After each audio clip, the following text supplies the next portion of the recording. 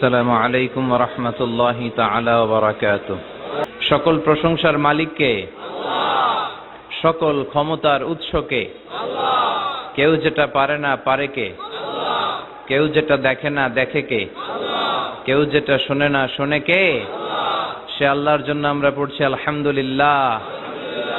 সবাই পড়েন রব্বানা লাকাল হামদ হামদান কাসীরান তাইয়িবান মুবারাকান ফীহি ইয়া রাব্বি লাকাল হামদু কামা ইয়ানবাগি লিজালালি ওয়াজহিকা ওয়া আযীমি সুলতানিকা।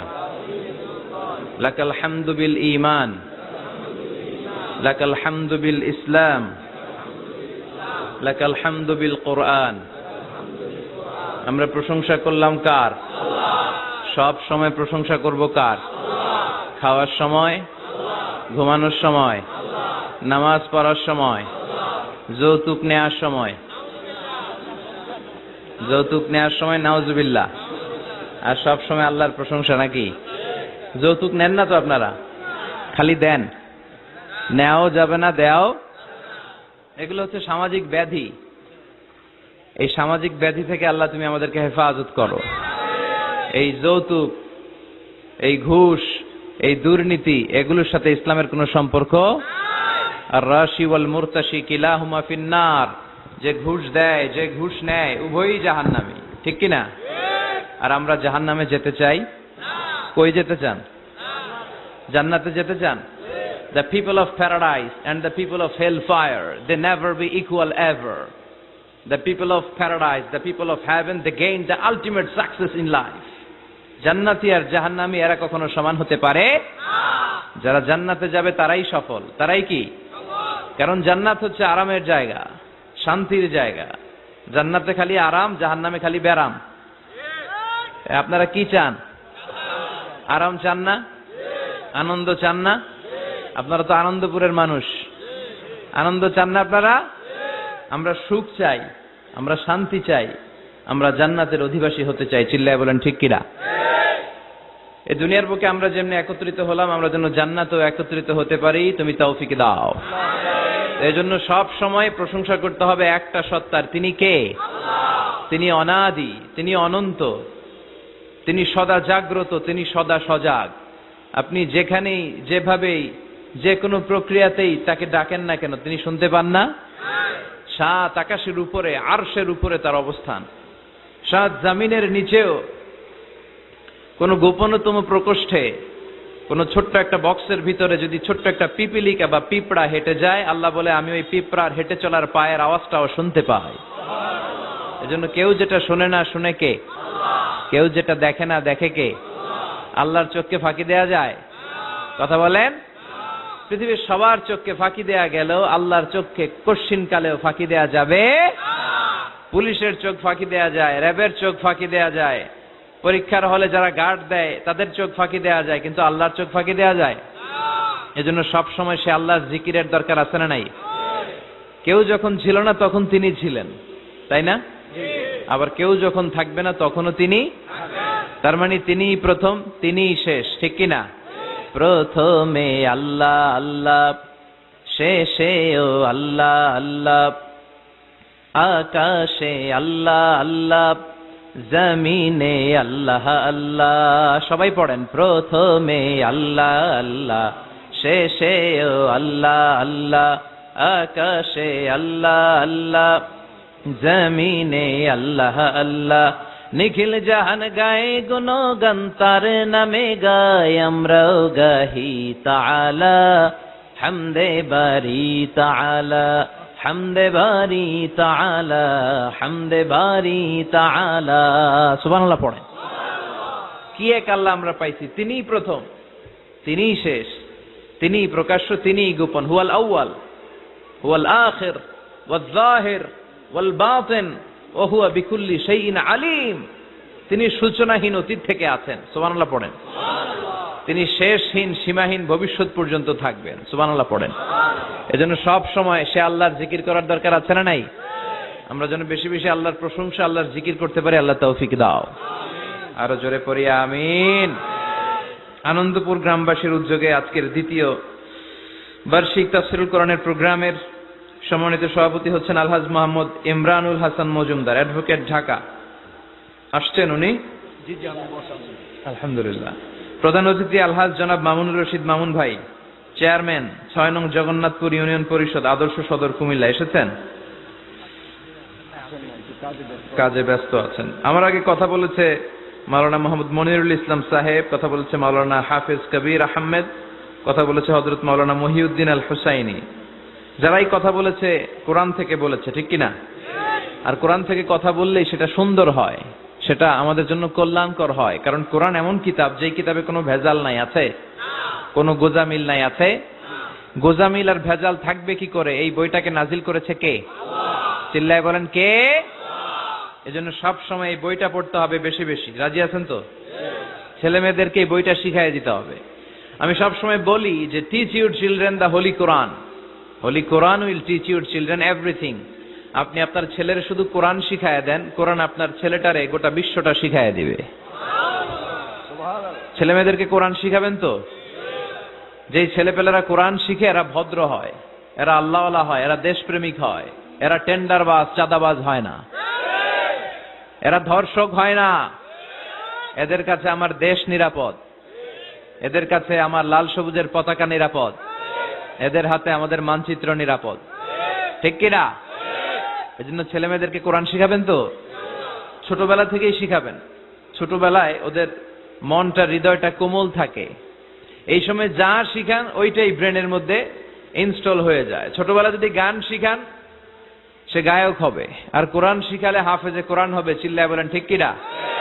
আমার বাবার মুখে প্রথম যেদিন শুনেছিলাম গান, সেদিন থেকে গানি জীবন, গানি আমার প্রাণ। এর কারণ আপনি ছোটবেলায় শিখাইছেন কি? গান। তো গান তার জীবন, মরণ, প্রাণ সব। এই গান না শিখিয়ে আপনার কলেজা টুকরা ছেলেরা যদি কোরআন শিখাতেন, তখন সে বলতো বাবার মুখে প্রথম যেদিন শুনেছি কোরআন, সেদিন থেকে কোরআনি জীবন, কোরআনি আমার প্রাণ। ঠিক কিনা? এমন ছেলে আমরা চাই যার জান প্রাণ সবকিছু হবে আল্লাহর কোরআন। এজন্য ছোটবেলা থেকে কোরআন শিখাবেন। হৃদয়টা ওদের কোমল থাকে, যেটাই শিখান ওইটাই শিখবে। আমাদের ছেলে মেয়েগুলো যেন আল্লাহওয়ালা হয়, আমাদের ফ্যামিলির সবাই যেন কোরআন প্রেমী হয়। আল্লাহ তুমি কবুল করো। আসুন আল্লাহর নামে 3টা তাকবীর দেই, তারপর আলোচনা শুরু করি। ভাগাভাগি করে দেই। বিবাহিতরা প্রথমটা দেই, অবিবাহিতরা দ্বিতীয়টা দেই, তারপরে সবাই দিব একসাথে। ইনশাআল্লাহ পড়েন। রাগ করতেছেন না তো? বিবাহিত কারা কারা আসছেন দেখি হাত তোলেন।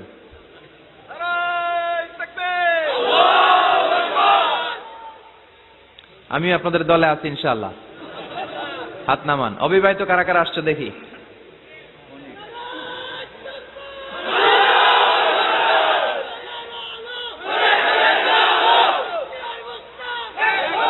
মাশাআল্লাহ, অবিবাহিত অনেক আসছে দেখি, আলহামদুলিল্লাহ।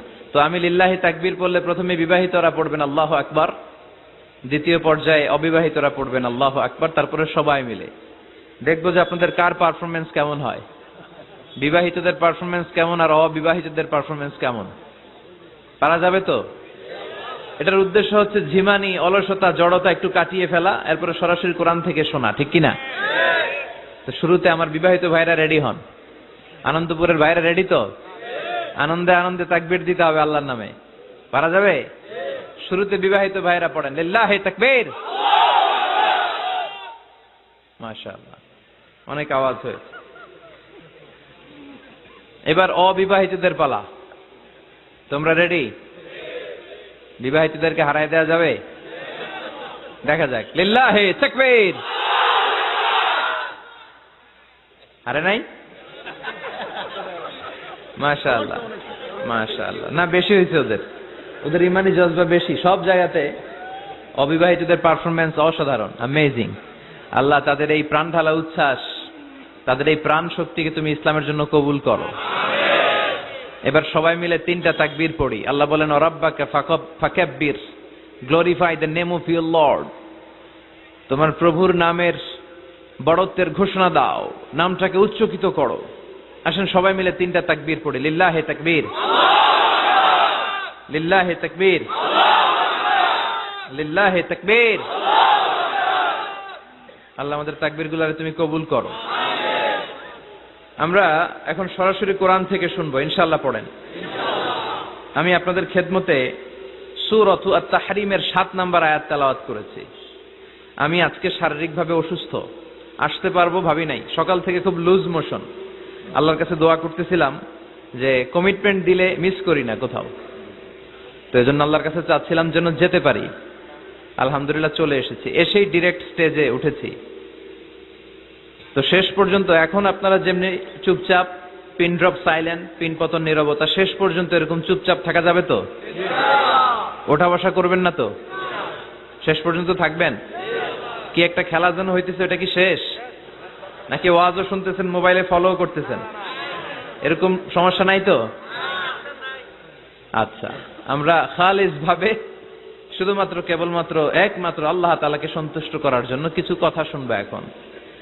সবাই কানগুলো খরগোশের মতো খাড়া করে দেন, যাতে করে সরাসরি কোরআনের কথা আমরা শুনতে পারি। সূরাত আত-তাহরীমের 7 নম্বর আয়াতে আল্লাহ তাআলা আমাদেরকে পাপ করলে, অন্যায় করলে, ভুল করলে আমরা যেন তার কাছে ফিরে যাই এ বিষয়ে বলেছেন। তো এই আয়াতের আলোকে আমরা আজকে 4টা বিষয় নিয়ে কথা শুনবো। কয়টা? আমরা তাওবা নিয়ে কথা শুনবো, আমরা ইস্তেগফার নিয়ে কথা শুনবো, আমরা আয-যিকির নিয়ে কথা শুনবো, আর সবশেষে আমরা দোয়া নিয়ে কথা শুনবো। ইনশাআল্লাহ পড়েন। রব্বুল আলামিন বলেন, ইয়া আইয়ুহাল্লাযীনা আমানু তুবু ইলাল্লাহি তাওবাতান নাসুহা। ও আমার গোলাম, ও আমার বিশ্বাসী বান্দারা, তোমরা তওবার মতন তওবা করো। তওবার মতো তওবা করলে জীবনের সব গুনাহ মাফ করে দিতে পারে কে? আপনি তওবার মতো তওবা করলে আল্লাহ আপনার সব গুনাহ মাফ করে দিবে। আপনি চোখের পানি ছেড়ে যদি ক্ষমা চান, আপনার সব গুনাহ মাফ করে দিবে কে? অনুশোচনার চোখের পানি চোখ বেয়ে, নাকের ডগা বেয়ে জমিনে পড়ার আগেই আল্লাহ ওই বান্দাকে ক্ষমা করে দেয়। আমাদের পাপ আছে না নাই? পাপ ছাড়া এমন কোন লোক এখানে আছি? বিশ্বনবী বলেছেন, কুল্লুকুম খাত্তাউন, তোমরা সবাই পাপী, সবাই। ওয়া খায়রুল খাত্তাইন আত-তাওয়াবুন, আর এই সব পাপীদের মধ্যে সবচাইতে ভালো পাপী যেই পাপী পাপ করার পরেই তওবা করে কার কাছে? এজন্য আল্লাহ বললেন, গোলাম তওবার মতো তওবা করো। ভুল করো নাই, অন্যায় করো নাই, এমন কোন মানুষ দুনিয়ার বুকে নাই। প্রত্যেকটা মানুষের ভুল আর অন্যায় আছে না নাই? বিশ্বনবী বললেন, তোমরা সবাই ভুলকারী, তোমরা সবাই অন্যায়কারী, তোমরা সবাই পাপী। আর এই পাপীদের মধ্যে সবচাইতে শ্রেষ্ঠ পাপী হলো যেই পাপী পাপ করার পরে তওবা করে কার কাছে? কত পাপ আমরা করছি, কোনো হিসাব আছে? জেনে না জেনে, ইচ্ছায় অনিচ্ছায়, শিরকি বেদাতি, লক্ষ লক্ষ পাপ। দুনিয়ার মানুষ জানে না, আমি জানি আর আল্লাহ জানে। চিল্লা এখন ঠিক কিনা? পৃথিবী না জানুক আমি তো জানি, আমি কি পাপ করেছি হায়। পৃথিবী না জানুক আমি তো জানি, আমি কি পাপ করেছি হায়। আমার পাপের করলে বিচার, বাঁচার আমার নাই উপায়। দয়াময় প্রভু মাফ করো আমায়, মাফ করো আমায়। পড়েন আমিন। পাপ ছাড়া কেউ নাই, সবাই পাপী, সবাই পাপী। শুধু আমি পাপী না, আমার বাবা পাপী, আমার দাদা পাপী, আমার 14 গোষ্ঠী পাপী। চিল্লায় বলেন ঠিক কিনা? এজন্য রব্বুল আলামিন বলেন, ইয়া আইয়ুহাল্লাযীনা আমানু তুবু ইলাল্লাহি তাওবাতান নাসুহা। ও গোলাম তওবা করো, তওবার মতো তওবা করলে তোমাদের জিন্দেগীর সব গুনাহ মাফ করে দিবে কে? قل يا عبادي الذين أسرفوا على أنفسهم لا تقنطوا من رحمة الله إن الله يغفر الذنوب جميعا إنه هو الغفور الرحيم. سبحان الله পড়েন। আল্লাহ ডেকে বললেন, গোলাম যারা জুলুম করেছো, নফসের উপর জুলুম করেছো, অন্যায় করেছো, পাপ করেছো, আমার রহমত থেকে নিরাশ হয়ো না। ক্ষমার মতো ক্ষমা চাইলে আমি তোমার জিন্দেগীর সব গুনাহ ক্ষমা করে দিতে পারি। চিল্লায় বলেন ঠিক কিনা? এজন্য মুমিন কখনো নিরাশ হয় না। আবার আল্লাহ বললেন, লা তাইআসু মির রাউহিল্লাহ, আমার রহমত, আমার দয়া, আমার ভালোবাসা থেকে নিরাশ হয়ো না। ইন্নাহু লা ইয়াইআসু মির রাউহিল্লাহি ইল্লাল কওমুল কাফিরুন, কাফির ছাড়া, গাদ্দার ছাড়া, মুনাফিক ছাড়া আমার রহমত, আমার দয়া, আমার ভালোবাসা থেকে কোনো মুমিন নিরাশ হতে পারে না। Never lose hope, never give up, never give up, কখনো আশা ছাড়া যাবে না। নেভার লুজ হোপ, কখনো নিরাশ হওয়া যাবে না। মুমিন কখনো নিরাশ হতে পারে। আপনি কত পাপ করেছেন, আপনি কত অন্যায় করেছেন, আপনি কত ভুল করেছেন, আপনি নিজের উপরে কত জুলুম করেছেন। আপনার পাপ, অন্যায় আর গুনাহগুলো যদি হয় খালের পানির সমান, বিলের পানির সমান, জেনে রাখবেন আল্লাহর দয়া হলো সাগরের পানির সমান। আমাদের পাপ আর অন্যায় যদি হয় পাহাড়ের সমান, আল্লাহর দয়া আকাশের সমান। আমাদের পাপ আর অন্যায় যদি হয় আকাশের সমান, আল্লাহর দয়ার ভালোবাসা হলো তার আরশের সমান। ঠিক কিনা? কত পাপ আপনি করেছেন, চোখের পানি ঝেড়ে জায়নামাজটা বিছিয়ে আল্লাহর কাছে ক্ষমা চান। চাওয়ার মতো চাইলে সব গুনাহ মাফ করে দিতে পারে কে? এজন্য রব্বুল আলামিন বলেন, গোলাম তওবা কর। তওবাকারীদেরকে পছন্দ করে কে? বিশ্বনবীর আগের গুনাহ মাফ, পরের গুনাহ মাফ। বিশ্বনবীর জীবনে কোনো গুনাহ নাই, তারপরেও বিশ্বনবী বলেন, ওয়াল্লাহি লা আস্তাগফিরুল্লাহ ওয়া আতুবু ইলাইহি ফিল ইয়াউমি আকসার মিন ৭০ মাররা, আমি প্রতিদিন আল্লাহর কাছে ৭০ বারেরও বেশি তওবা করি। পাপ নাই, কোনো গুনাহ নাই, মাসুম নবী, তারপরেও বিশ্বনবী প্রতিদিন তওবা আর ইস্তিগফার পড়তেন কয়বার? আপনি পড়েন কয়বার? আমি পড়ি কয়বার? পাপহীন নবী, মাসুম নবী যদি ৭০ বারেরও বেশি তওবা করে, আমাদের করা দরকার কয়বার? কথা বলেন। এজন্য সৈয়দনা আদম আলাইহিস সালাম ভুল করেছে, আমরাও ভুল করি। সৈয়দনা আদম আলাইহিস সালামকে আল্লাহ ক্ষমা করে দিয়েছেন, আমাদেরকেও ক্ষমা করে দিবে কে? আল্লাহর দয়া, আল্লাহর ভালোবাসা, আল্লাহর করুণা যে কত বিশাল আমাদের কোনো ধারণাই নাই। আল্লাহ ভালোবাসাকে তৈরি করে ১০০ টুকরা করলেন। এক টুকরা ভালোবাসা পৃথিবীর সবার মাঝে ঢেলে দিলেন, আর ৯৯ টুকরা ভালোবাসা আল্লাহ তাআলা নিজের মধ্যে রেখে দিলেন। ওই এক টুকরা ভালোবাসার ছিটে ফোঁটা পেয়ে আমাদের মধ্যে ভালোবাসার ঠেলা কি দেখছেন? এক টুকরা না দিয়ে যদি আল্লাহ ২০ টুকরা দিত, যদি ৫০ টুকরা দিত, তাহলে প্রতিদিনই ১৪ই ফেব্রুয়ারি হয়ে যেত। কথা বলেন। আর কয়দিন বাকি? হ্যাঁ, ১৪ই ফেব্রুয়ারি বিশ্ব ভালোবাসা, বিশ্ব বেহায়া দিবস, বিশ্ব গজবের দিবস, অশ্লীলতার দিবস, ধর্ষণের দিবস, নারীদের সম্ভ্রম হারানোর দিবস। চিল্লায় বলেন ঠিক কিনা? এই দিন কোন মুমিন পালন করতে পারে? বাবা যারা এসেছেন, ছেলেদেরকে মেয়েদেরকে সাবধান করেন, ওই দিন যেন আপনার ছেলে মেয়ে ৫ ওয়াক্ত সালাত জামাতের সাথে পড়ে। ওই দিন যেন আল্লাহর কোরআন তেলাওয়াত করে আল্লাহর কাছ থেকে ক্ষমা চেয়ে নেয়। এই দিনগুলো আমাদের জন্য নয়, এগুলো পাশ্চাত্যের লোকেরা পালন করে, যাদের মধ্যে কোনো ভালোবাসা নাই, যাদের মধ্যে কোনো মায়া মহব্বত নাই, যাদের মধ্যে কোনো দরদ নাই। এই জন্য তারা বছরের একটা দিনকে ভালোবাসা দিবস হিসেবে পালন করে। আমাদের তো সব সময় ভালোবাসা, আমাদের সকালেও ভালোবাসা আছে না নাই? দুপুরে আছে না নাই? রাত্রিবেলা আছে না নাই? তাহাজ্জুদের জায়নামাজেও আমাদের ভালোবাসা আছে না নাই? রাসূল আমারে ভালোবাসা, রাসূল আমার আলো আশা, রাসূল আমার প্রেম বিরহের মূল আলোচনা, রাসূল আমার কাজে কর্মের অনুপ্রেরণা। সুবহানাল্লাহ পড়েন। আমাদের সব সময়ের ভালোবাসা, আমাদের ভালোবাসার জন্য দিবস পালন করতে হয় না, প্রতিটা মুহূর্ত আমাদের ভালোবাসা দিয়ে হৃদয়টাকে সমৃদ্ধ করে দিয়েছে কে? এজন্য আল্লাহ ডেকে বললেন, গোলাম ভালোবাসা তৈরির পরে আমি ১০০ টুকরা করলাম। এক টুকরা ভালোবাসা বিশ্বের সব মানুষের মধ্যে ঢেলে দিলাম, ৯৯ টুকরা ভালোবাসা আমি আল্লাহ নিজের মধ্যে রেখে দিলাম। দেখেন, এক টুকরা ভালোবাসা পেয়ে আমাদের মধ্যে কত ভালোবাসাবাসী। ভালোবাসার গান আছে না নাই? নাটক আছে না নাই? উপন্যাস আছে না নাই? ভালোবাসার ফিল্ম আছে না নাই?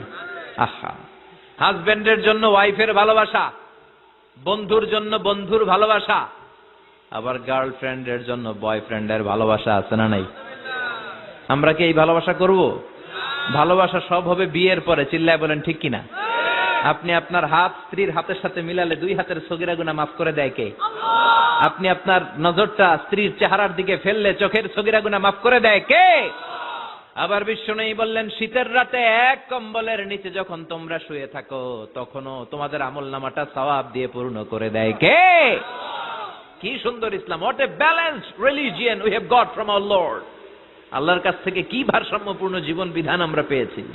পরকিয়া করলে গুনাহ, আর স্ত্রীর সাথে ভালোবাসা প্রকাশ করলে সওয়াব আছে না নাই? আপনি ভালোবাসার কথা স্ত্রীকে বলবেন, স্ত্রীর প্রশংসা করবেন, তার সাথে খুনসুটি করবেন, সওয়াব আছে না নাই?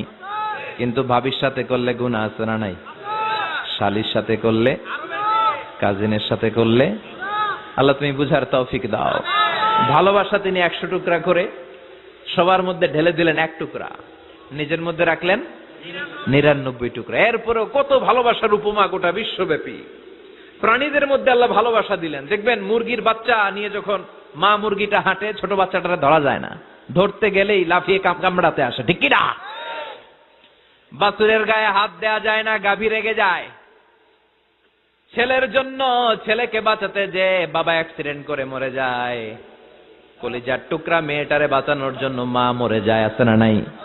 আমি নিজে পেপার কাটিং এ পড়েছি, বন্যার পানিতে পানি খেতে খেতে মা শেষ। দুধের বাচ্চাটা মেয়েটারে বালতির মধ্যে ধরে মা মাথার উপরে তুলে ধরেছে, বন্যার পানি খেতে খেতে মা শেষ, বাচ্চা মরে নাই। তার মানে কলিজার টুকরা মেয়ের জন্য মা জীবন বিলিয়ে দিয়েছে। 1 টুকরা ভালোবাসার ছিটে ফোঁটা তোমরা পেয়েছো। সাইয়েদনা আদম থেকে শুরু করে up to the day of judgment, কিয়ামত পর্যন্ত সবাই মিলে আমরা ভাগে যুগে কয় টুকরা? কথা বলেন। আর আল্লাহ নিজের কাছে রেখে দিয়েছেন কয় টুকরা? তাহলে ভালোবাসা আল্লাহর বেশি না কম? আল্লাহ তুমি দয়ার সাগর, রহমানুর রহিম, তোমার দয়ায় পূর্ণ আমার সারা নিশিদিন, তোমার দয়ায় পূর্ণ আমার সারা নিশিদিন। সুবহানাল্লাহ পড়েন। আল্লাহর যে এই অপার দয়া ভালোবাসা, এটার উপর আস্থা আছে তো? নাকি নিজের ঈমান আর আমলের উপর আস্থা রাখবেন? আমাদের আমল, আমাদের ইবাদত, আমাদের সালাত, যাকাত, এগুলো আমাদেরকে জান্নাতে নিতে পারবে? আমাদেরকে জান্নাতে নিতে পারে শুধুমাত্র কেবলমাত্র আল্লাহর দয়া আর ভালোবাসা। আমরা যে লোক দেখানো নামাজ পড়ি, ইবাদত করি, আল্লাহর কসম এটা মিজানের পাল্লা রেখে দিলে এটার কোনো ওজনই হবে না। আমাদের আশার জায়গা, ভরসার জায়গা একটা, সেটা হলো আল্লাহর দয়া। চিল্লায় বলেন ঠিক কি না? বনি ইসরাইলের এক আবেদ 100 বছর আল্লাহর ইবাদত করেছে। In the day of judgment, আল্লাহ তাআলা ওই আবেদকে বলবে, উদখুলিল জান্নাতে বিরহমাতি, go to the paradise with my mercy, আমার দয়ায় ভালোবাসায় জান্নাতে ঢুকে যাও। ওই আল্লাহর ওলি বলবে, বাল বি আমালি, আল্লাহ আমি আমার আমল দিয়ে যেতে চাই, আপনার দয়া দিয়ে জান্নাতে যাওয়া লাগবে কেন? আমি নামাজ তো কম পড়ি নাই, জিকির তো কম করি নাই, তাহাজ্জুদ তো কম পড়ি নাই। আল্লাহ বলবেন, তাই এত তাহাজ্জুদ পড়েছিস, আমি যে চোখ দিয়েছি এই চোখের নেয়ামতের শুকরিয়াই তো তোর আদায় হয় নাই। এই 2টি চোখ দিয়েছ বলে দেখি যে কত অপরূপ, নয়নাভিরাম খেতে খামারের জুড়াই জ্বালা বিধুর ধূপ, তোমার দেয়া চোখের শুকুর জানাবো তার ভাষা কই, যতই দেখি ততই যেন পলক ছাড়া চেরই, ঠিক কি না? আল্লাহ বললেন, এই যে একটা চোখ দিয়েছি, এই চোখের নেয়ামতের শুকরিয়াই তো আদায় হয় নাই। তুই আমার সাথে হিসাব করলি? ওকে ওকে, লেটস মেক এ ক্যালকুলেশন, চল একটা হিসাব করি।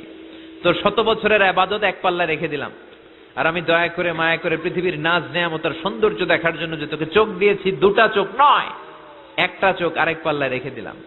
ওজন দেওয়ার পর দেখা যাবে মুহূর্তের মধ্যে চোখের পাল্লাটা ভারী হয়ে গেছে।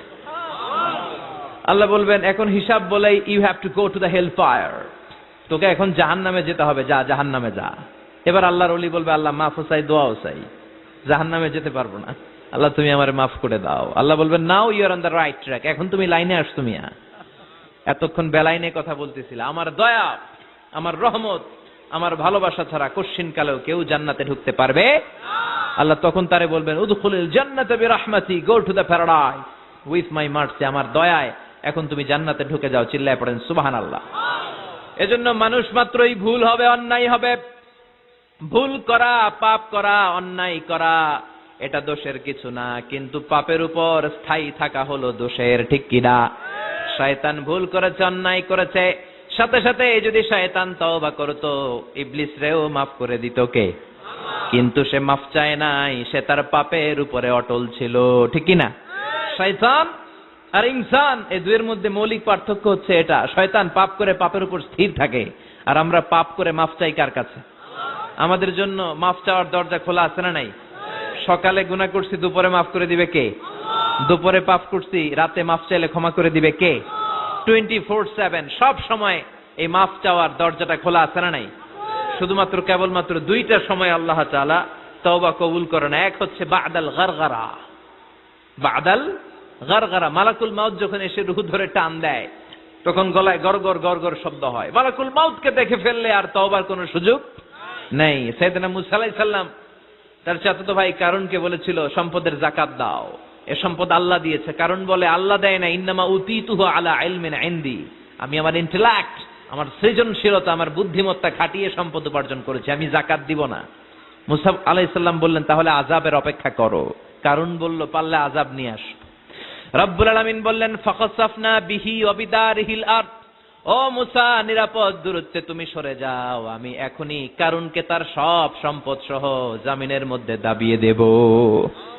কারণ তার সম্পদ সহ জামিনে দেবে যেতে লাগলো। আমি জায়গাটা নিজে দেখে এসেছি। মিশরের রাজধানী কায়রো থেকে 120 কিলো দূরে ফাইউম নামে একটা জেলা আছে, ওই জেলায় বাহাইরা কারুন, কারুনের সব সম্পত্তি আল্লাহ জামিনে দাবিয়ে দিয়েছে। হাঁটু পর্যন্ত দেবে যায়, সে ভেবেছে আমি বেঁচে যাব। কোমর পর্যন্ত দেবে গিয়েছে, বেঁচে যাব। গলা পর্যন্ত যখন দেবে গিয়েছে আর বাঁচার সুযোগ নাই। কারণ কয় মুসা সব সম্পত্তি তোরে আর তোর আল্লাহরে দিয়ে দিলাম, আমারে বাঁচা, আমারে বাঁচা, আমি তওবা করলাম। তখন কি তওবার সময় আছে? কথা কন। বাদাল গারগারা, মালাকুল মাউত যখন দেখে ফেলবেন তখন তওবার সুযোগ আছে। ফেরাউনেরও একই দশা। লোহিত সাগরের পানি খেতে খেতে ফেরাউনের পেটটা যখন এত বড় হয়ে যায়, ফেরাউন হাত তুলে বলে আনা মিনাল মুসলিমিন, আমি মুসলমান। আমি, এটা কোরআনের আয়াত কিন্তু, আনা মিনাল মুসলিমিন, বনি ইসরাইলরা যে আল্লাহর উপর ঈমান এনেছে, আমিও ফেরাউন সে আল্লাহর গোলাম। আল্লাহ বলে দ্য টাইম ইজ আপ, সময় শেষ, এখন তোমার ঈমান কবুল করা হবে। তার মানে বাদাল গারগারা তওবা কবুল হয় না।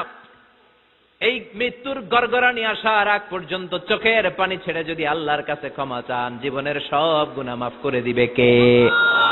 শয়তান আল্লাহরে বলল মাবুদ এত জান্নাত বানিয়ে কি লাভ, আপনার একটা বান্দারও জান্নাতে ঢুকাতে পারবেন না। আমারে বানিয়েছেন জাহান্নামী, আমি আমার সর্বোচ্চ চেষ্টা দিয়ে আপনার সবগুলা বান্দারে জামাতে জাহান্নামে নিয়ে একসাথে ঢুকবো, পারলে জাহান্নাম আরো কয়েকটা বাড়িয়ে বানান।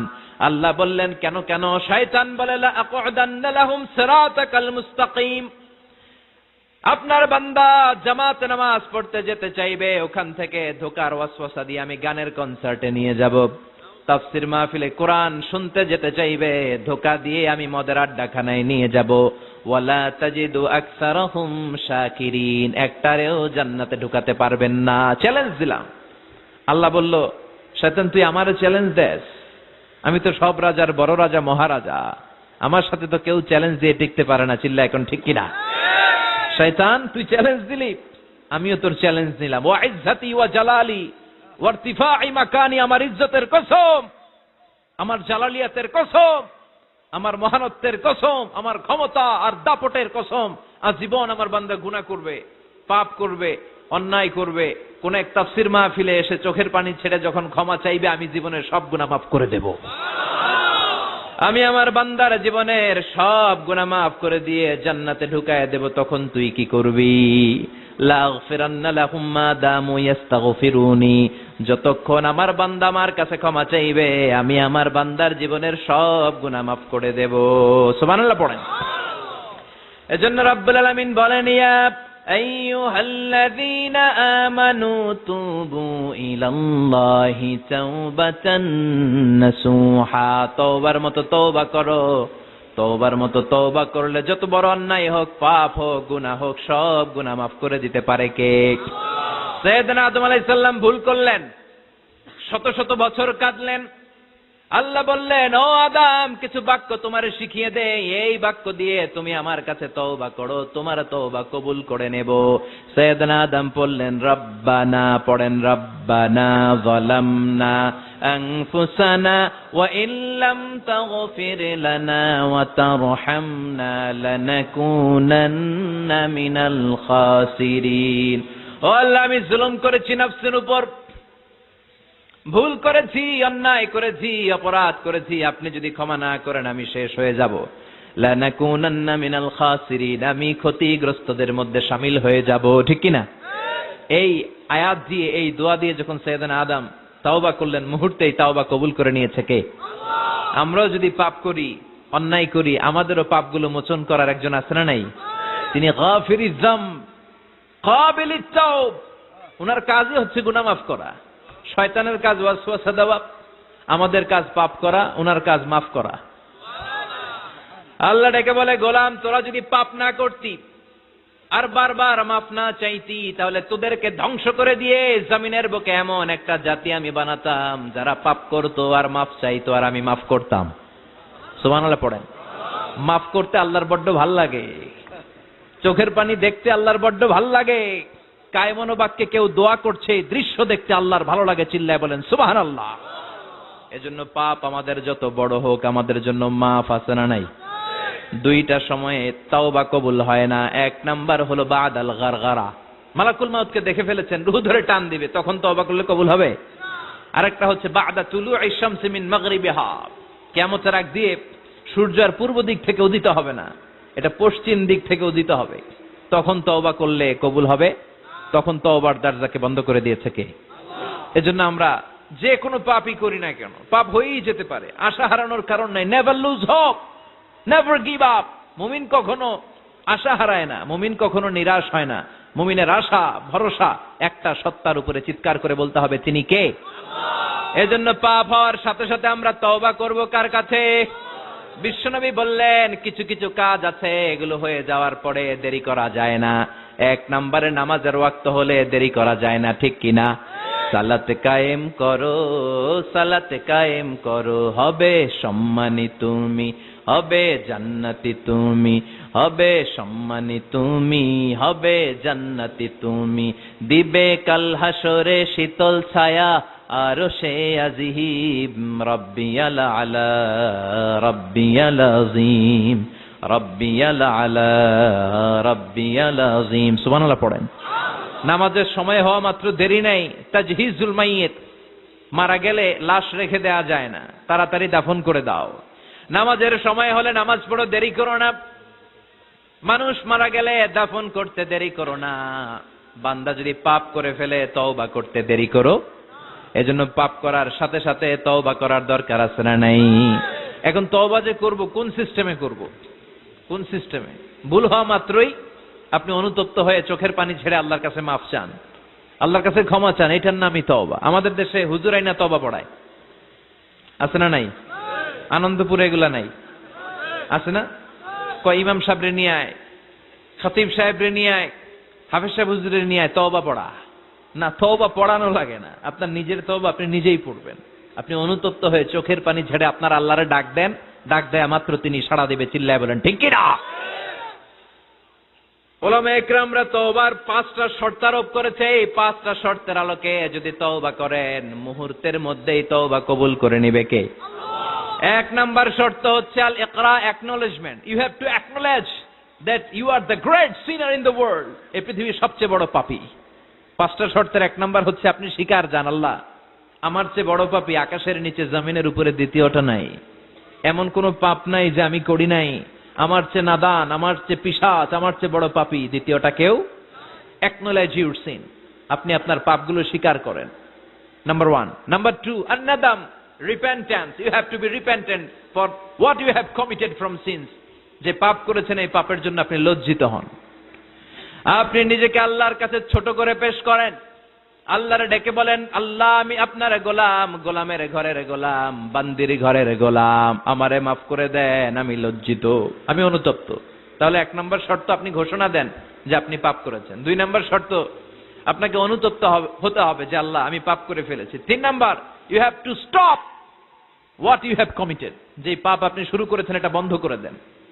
আপনি সুদের জন্য সুদ খাইছেন, আল্লাহর কাছে তওবা করলেন, আবার সুদ খাওয়া চালিয়েও যাচ্ছেন, এই তওবা কবুল হবে? সুদ খাওয়া আগে বন্ধ করেন। আপনি ঘুষ খেয়েছেন, এই ঘুষ খাওয়ার কারণে আপনি আল্লাহর কাছে তওবা করলেন, কিন্তু ঘুষ খেয়েই যাচ্ছেন, এই তওবা কবুল হবে? 3 নাম্বার হচ্ছে you have to stop what you have committed, আপনি যেই পাপ করেছেন এটাকে বন্ধ করেন। 4 নাম্বার শর্ত, you have to hate what you have committed, আপনি যেই পাপটা করেছেন এটাকে মন থেকে ঘৃণা করেন, ওইটারে মন থেকে ঘৃণা করতে হবে। 5 নাম্বার শর্ত হচ্ছে you have to determine that you never repeat this sin again, আল্লাহর কাছে ওয়াদা দেন, কমিটমেন্ট দেন যে আল্লাহ পারতপক্ষে আমার জীবনে আর এই কাজটা করব। এই 5টা শর্তের আলোকে তওবা করলে কবুল করবে কে? 1 নম্বরে স্বীকার জান আল্লাহ আমি পাপী, 2 নম্বরে অনুতপ্ত হন, 3 নম্বরে পাপ কাজটা বন্ধ করে দেন, 4 নম্বরে ওই পাপ কাজটাকে মন থেকে ঘৃণা করেন, 5 নম্বরে আল্লাহর কাছে ওয়াদা দেন আর জীবনেও এই পাপ করব না। এই 5টা শর্তের আলোকে যদি তওবা করেন, আপনার তওবা কবুল করে নিবে কে? এজন্য যত পাপ, যত অন্যায় আমরা করি না কেন, আমাদের এই পাপগুলো, অন্যায়গুলো ক্ষমা করার একজন আছে না নাই? তিনি কে? এজন্য সব সময় তওবা করতে রাজি আছেন তো? প্রতিদিন শত শতবার তওবা করতে রাজি আছেন?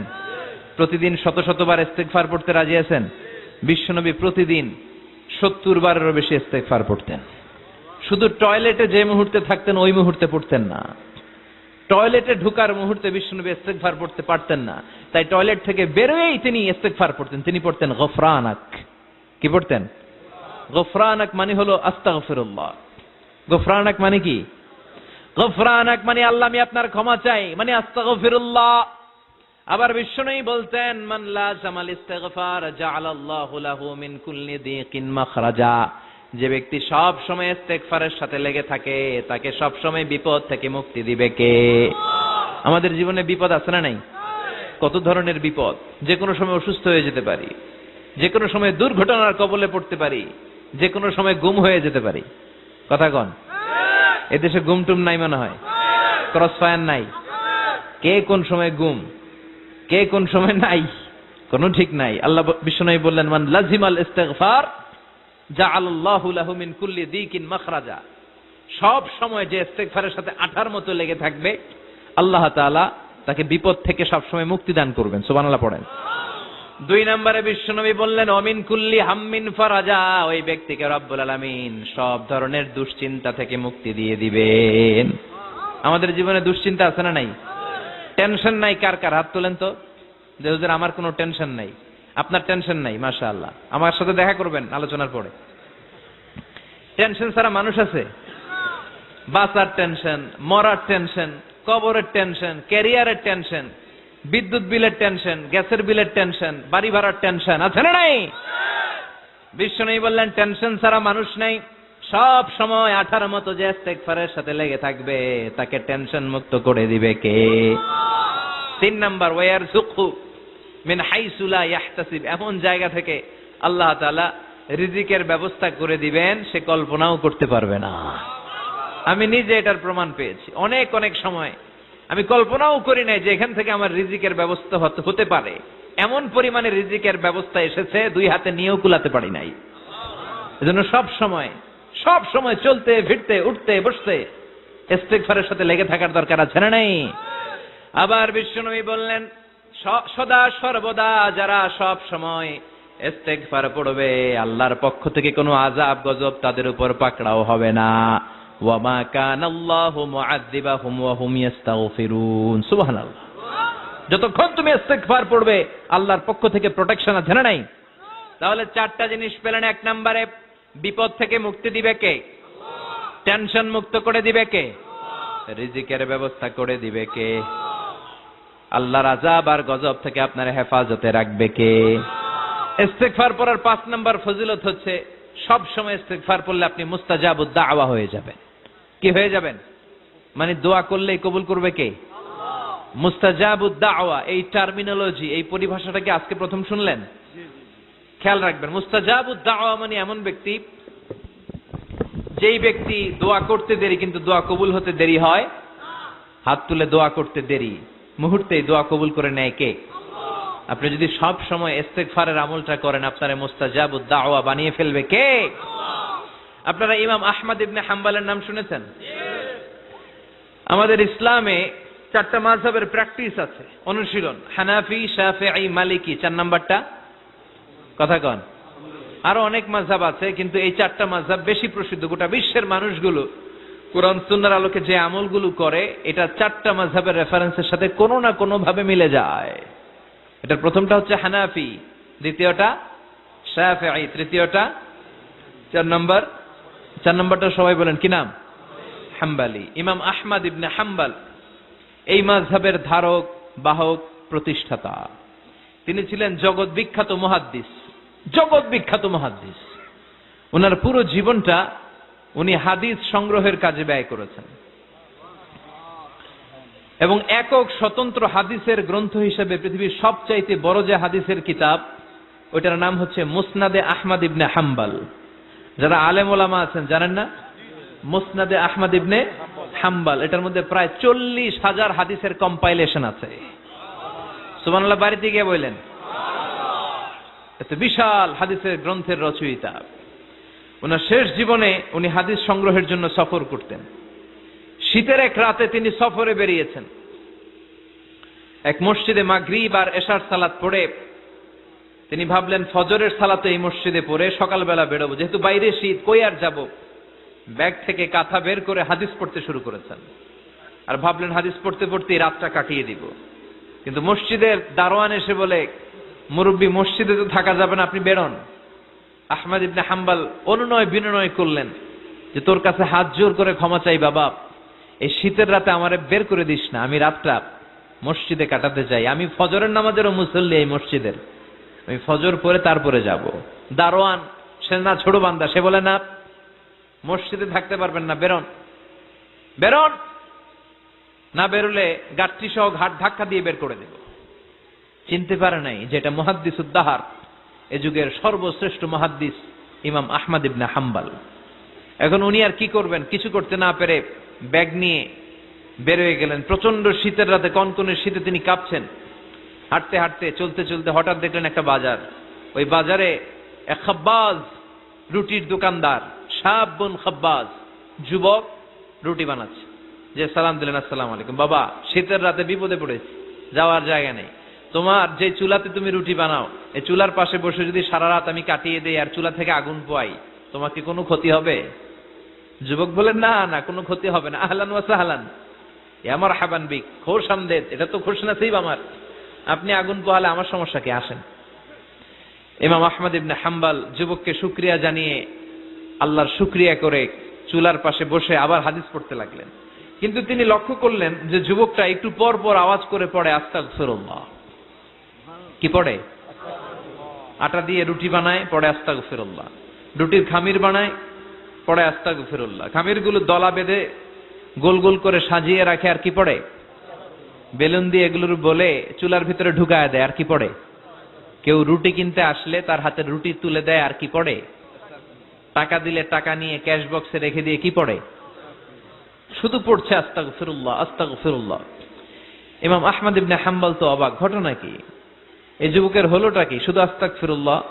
তিনি হাদিসের কিতাবটা বন্ধ করে যুবককে জিজ্ঞেস করলেন, বাবা, আসার পর থেকেই দেখছি তুমি শুধুই পড়ছো আস্তাগফিরুল্লাহ আস্তাগফিরুল্লাহ আস্তাগফিরুল্লাহ, ঘটনাটা কি? কেন এত তুমি ইস্তেগফার পড়ো? যুবক বলল, এটা আমার একটা চিরাচরিত আমল, সব সময় আমি এই আমলটা করি। আমি সব সময় ইস্তেগফারের সাথে আঠার মতো লেগে থাকি, আর সব সময় ইস্তেগফার পড়ার কারণে আল্লাহ তাআলা আমাকে মুস্তাজাবুদ দাওয়া বানিয়ে দিয়েছে। মানে আমি দোয়া করলেই দোয়া কবুল হয়ে যায়। এই জীবনে আমি যত দোয়া হাত তুলে করেছি, মুহূর্তের মধ্যে আমার দোয়াগুলো কবুল করে নিয়েছে কে? শুনে তো ইমাম আহমদ ইবনে হাম্বল অবাক, বলে কি, আনতা মুস্তাজাবুদ দাওয়া, তুমি মুস্তাজাবুদ দাওয়া, তুমি দোয়া করলেই কবুল? নাম, আনা মুস্তাজাবুদ দাওয়া, হ্যাঁ আমি দোয়া করলেই কবুল হয়ে যায়। তুমি জীবনে যা দোয়া করেছো সব পেয়েছো? হ্যাঁ আমি জীবনে যা দোয়া করেছি আমি সব পেয়েছি, সব দোয়া কবুল হয়েছে আমার জীবনে শুধু একটা দোয়া ছাড়া। ইমাম আহমদ ইবনে হাম্বলের কৌতূহল আরো বেড়ে গেল। সব দোয়া তোমার কবুল হয়েছে, একটা দোয়া কবুল হয় নাই, সেটা আবার কি?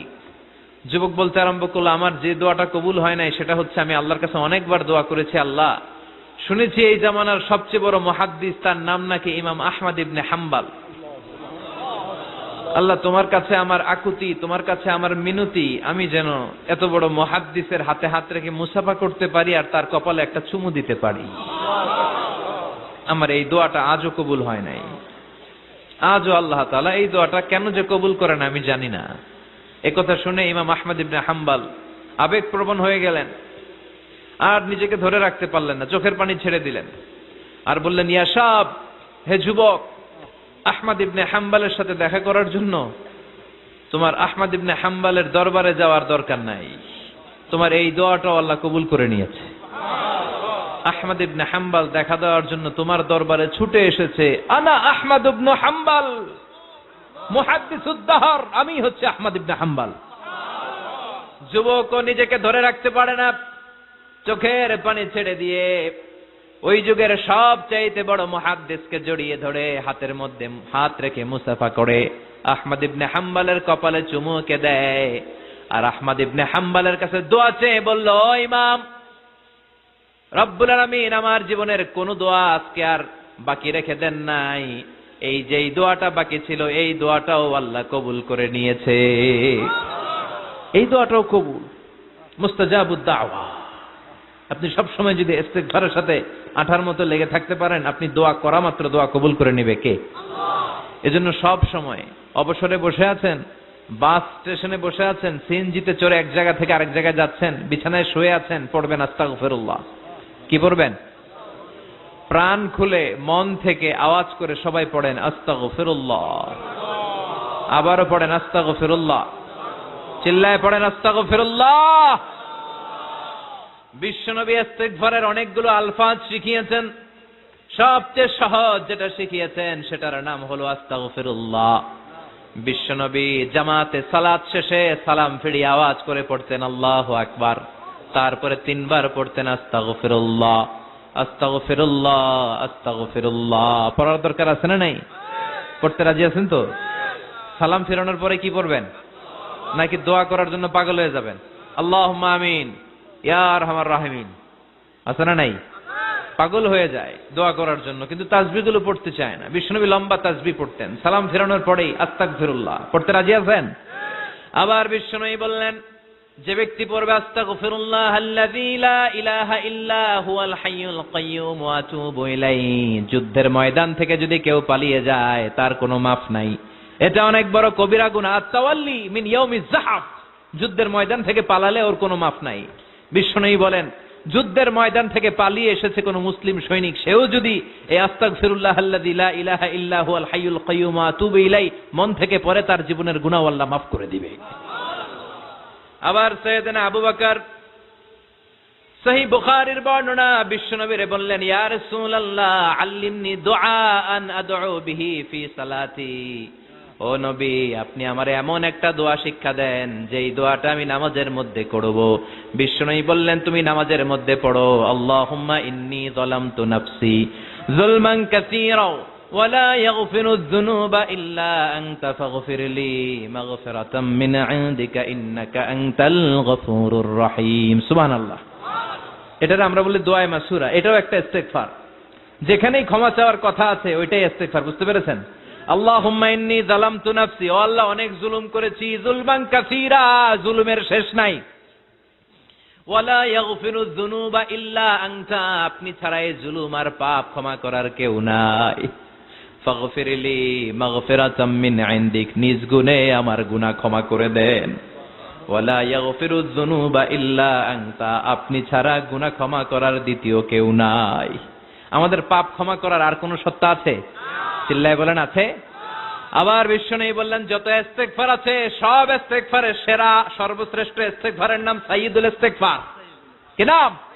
সহিহ বুখারীর বর্ণনা, শাদ্দাদ ইবনে আউস রাদিয়াল্লাহু তাআলা আনহু বর্ণনা করে বলেন, কেউ যদি দিনের বেলা একবার সাইয়্যিদুল ইস্তিগফার পড়ে, ওই দিন যদি লোকটার মৃত্যু হয়ে যায়, মুহূর্তের মধ্যে লোকটার জান্নাতি ঘোষণা দিয়ে দিবে কে?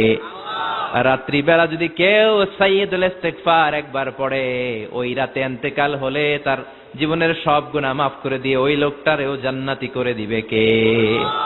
দিনে যদি সাইয়্যিদুল ইস্তিগফার একবার পড়েন, ওই দিনে ইন্তেকাল করলে আপনি জান্নাতি।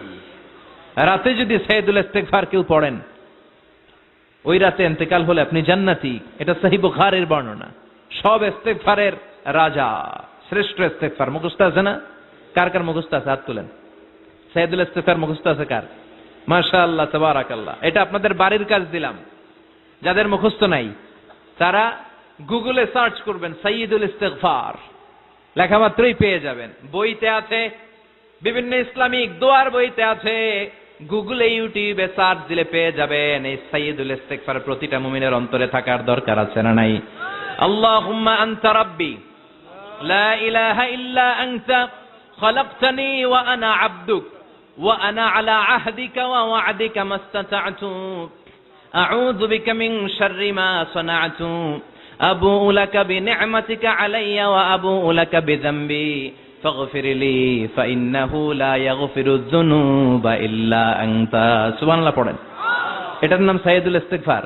এটার নাম কি? কত হাবিজাবি দোয়া যে বানায় বানায় পড়ে তার শেষ নাই। বিশ্বনবী যেই দোয়াগুলো শিখায় দিলেন, এগুলো পড়তে সালাত শেষে 1 ঘন্টা সময় লাগবে আপনার। 1 ঘন্টার আগে মুসল্লা থেকে ওঠার কোনো সুযোগ নাই। চিল্লায় বলেন ঠিক কিনা? বিশ্বনবী সালাম ফিরিয়ে আওয়াজ করে পড়তেন আল্লাহু আকবার, 3 বার পড়তেন আস্তাগফিরুল্লাহ, 33 বার সুবহানাল্লাহ, 33 বার আলহামদুলিল্লাহ, 33 বার আল্লাহু আকবার। এরপরে পড়তেন লা ইলাহা ইল্লাল্লাহ ওয়াহদাহু লা শারীকা লা লাহুল মুলকু ওয়া লাহুল হামদু ওয়া হুয়া আলা কুল্লি শাইইন কাদির। সুবহানাল্লাহ পড়েন। একবার আয়াতুল কুরসি পড়তেন। মান খারাব আয়াতুল কুরসি দুবুরা কুল্লি সালাতিন মাকতুবাতিন লাম ইয়ামনাহু মিন দুখুলিল জান্নাতি ইল্লাল মাউত। আয়াতুল কুরসি মুখস্থ না সবার? প্রত্যেক ফরজ সালাতের পরে কেউ যদি একবার আয়াতুল কুরসি পড়ে, তার জান্নাতে ঢোকার ক্ষেত্রে আর কোনো বাধা নাই, একটা জিনিস ছাড়া, সেটা হলো মরণ, মৃত্যু। লোকটা মরে না তাই জান্নাতে যায় না, মরলেই জান্নাতি। আয়াতুল কুরসি পড়বেন তো? সালাত শেষে বিশ্বনবী বলতেন আল্লাহুম্মা ইন্না নাসআলুকাল হুদা ওয়াত তুকা ওয়াল আফাফা ওয়াল গিনা আল্লাহুম্মা আ'ইন্না আলা যিকরিকা ওয়া শুকরিকা ওয়া হুসনি ইবাদাতিক اللهم لا مانع لما أعطيت ولا معطي لما منعت ولا ينفع ذا الجد منك الجد اللهم حبب إلينا الإيمان وزينه في قلوبنا وكره إلينا الكفر والفسوق والعصيان وجعلنا من الراشدين سبحان الله পড়ে। অভাব নাই, সহি দোয়ার অভাব নাই। এগুলো থুইয়া বানায় বানায় আন্দাজে মান্দাজে দোয়া কালাম পড়ে। এজন্য মাসনুন যে দোয়াগুলো আছে এগুলো পড়বেন তো? সাইয়্যিদুল ইস্তিগফার মুখস্থ করবেন? কথা দিবেন তো? কথা দিবেন? কারা কারা মুখস্থ করবেন হাত তুলে আমারে আল্লাহর দেখান। রাজি আছে মুসলমান? আল্লাহ সবাইকে কবুল করুন। আমরা পড়ি আমিন। আবার আল্লাহ বললেন ওয়াল মুস্তাগফিরিনা বিল আসহার, ওয়াল মুস্তাগফিরিনা বিল আসহার। আমার প্রিয় বান্দারা শেষ রাতে চোখের পানি ছেড়ে তাহাজ্জুদের নামাজে যায়, নামাজ ভিজায়, আর শেষ রাতে ইস্তিগফার পড়ে, ঠিক কিনা? তাহাজ্জুদের যায় নামাজে মরণ দিও প্রভু আমায়, একামতে দিনের কাজে কবুল করে নিও আমায়। তাহাজ্জুদের যায় নামাজে মরণ দিও প্রভু আমায়, একামতে দিনের কাজে কবুল করে নিও আমায়। সুবহানাল্লাহ পড়েন।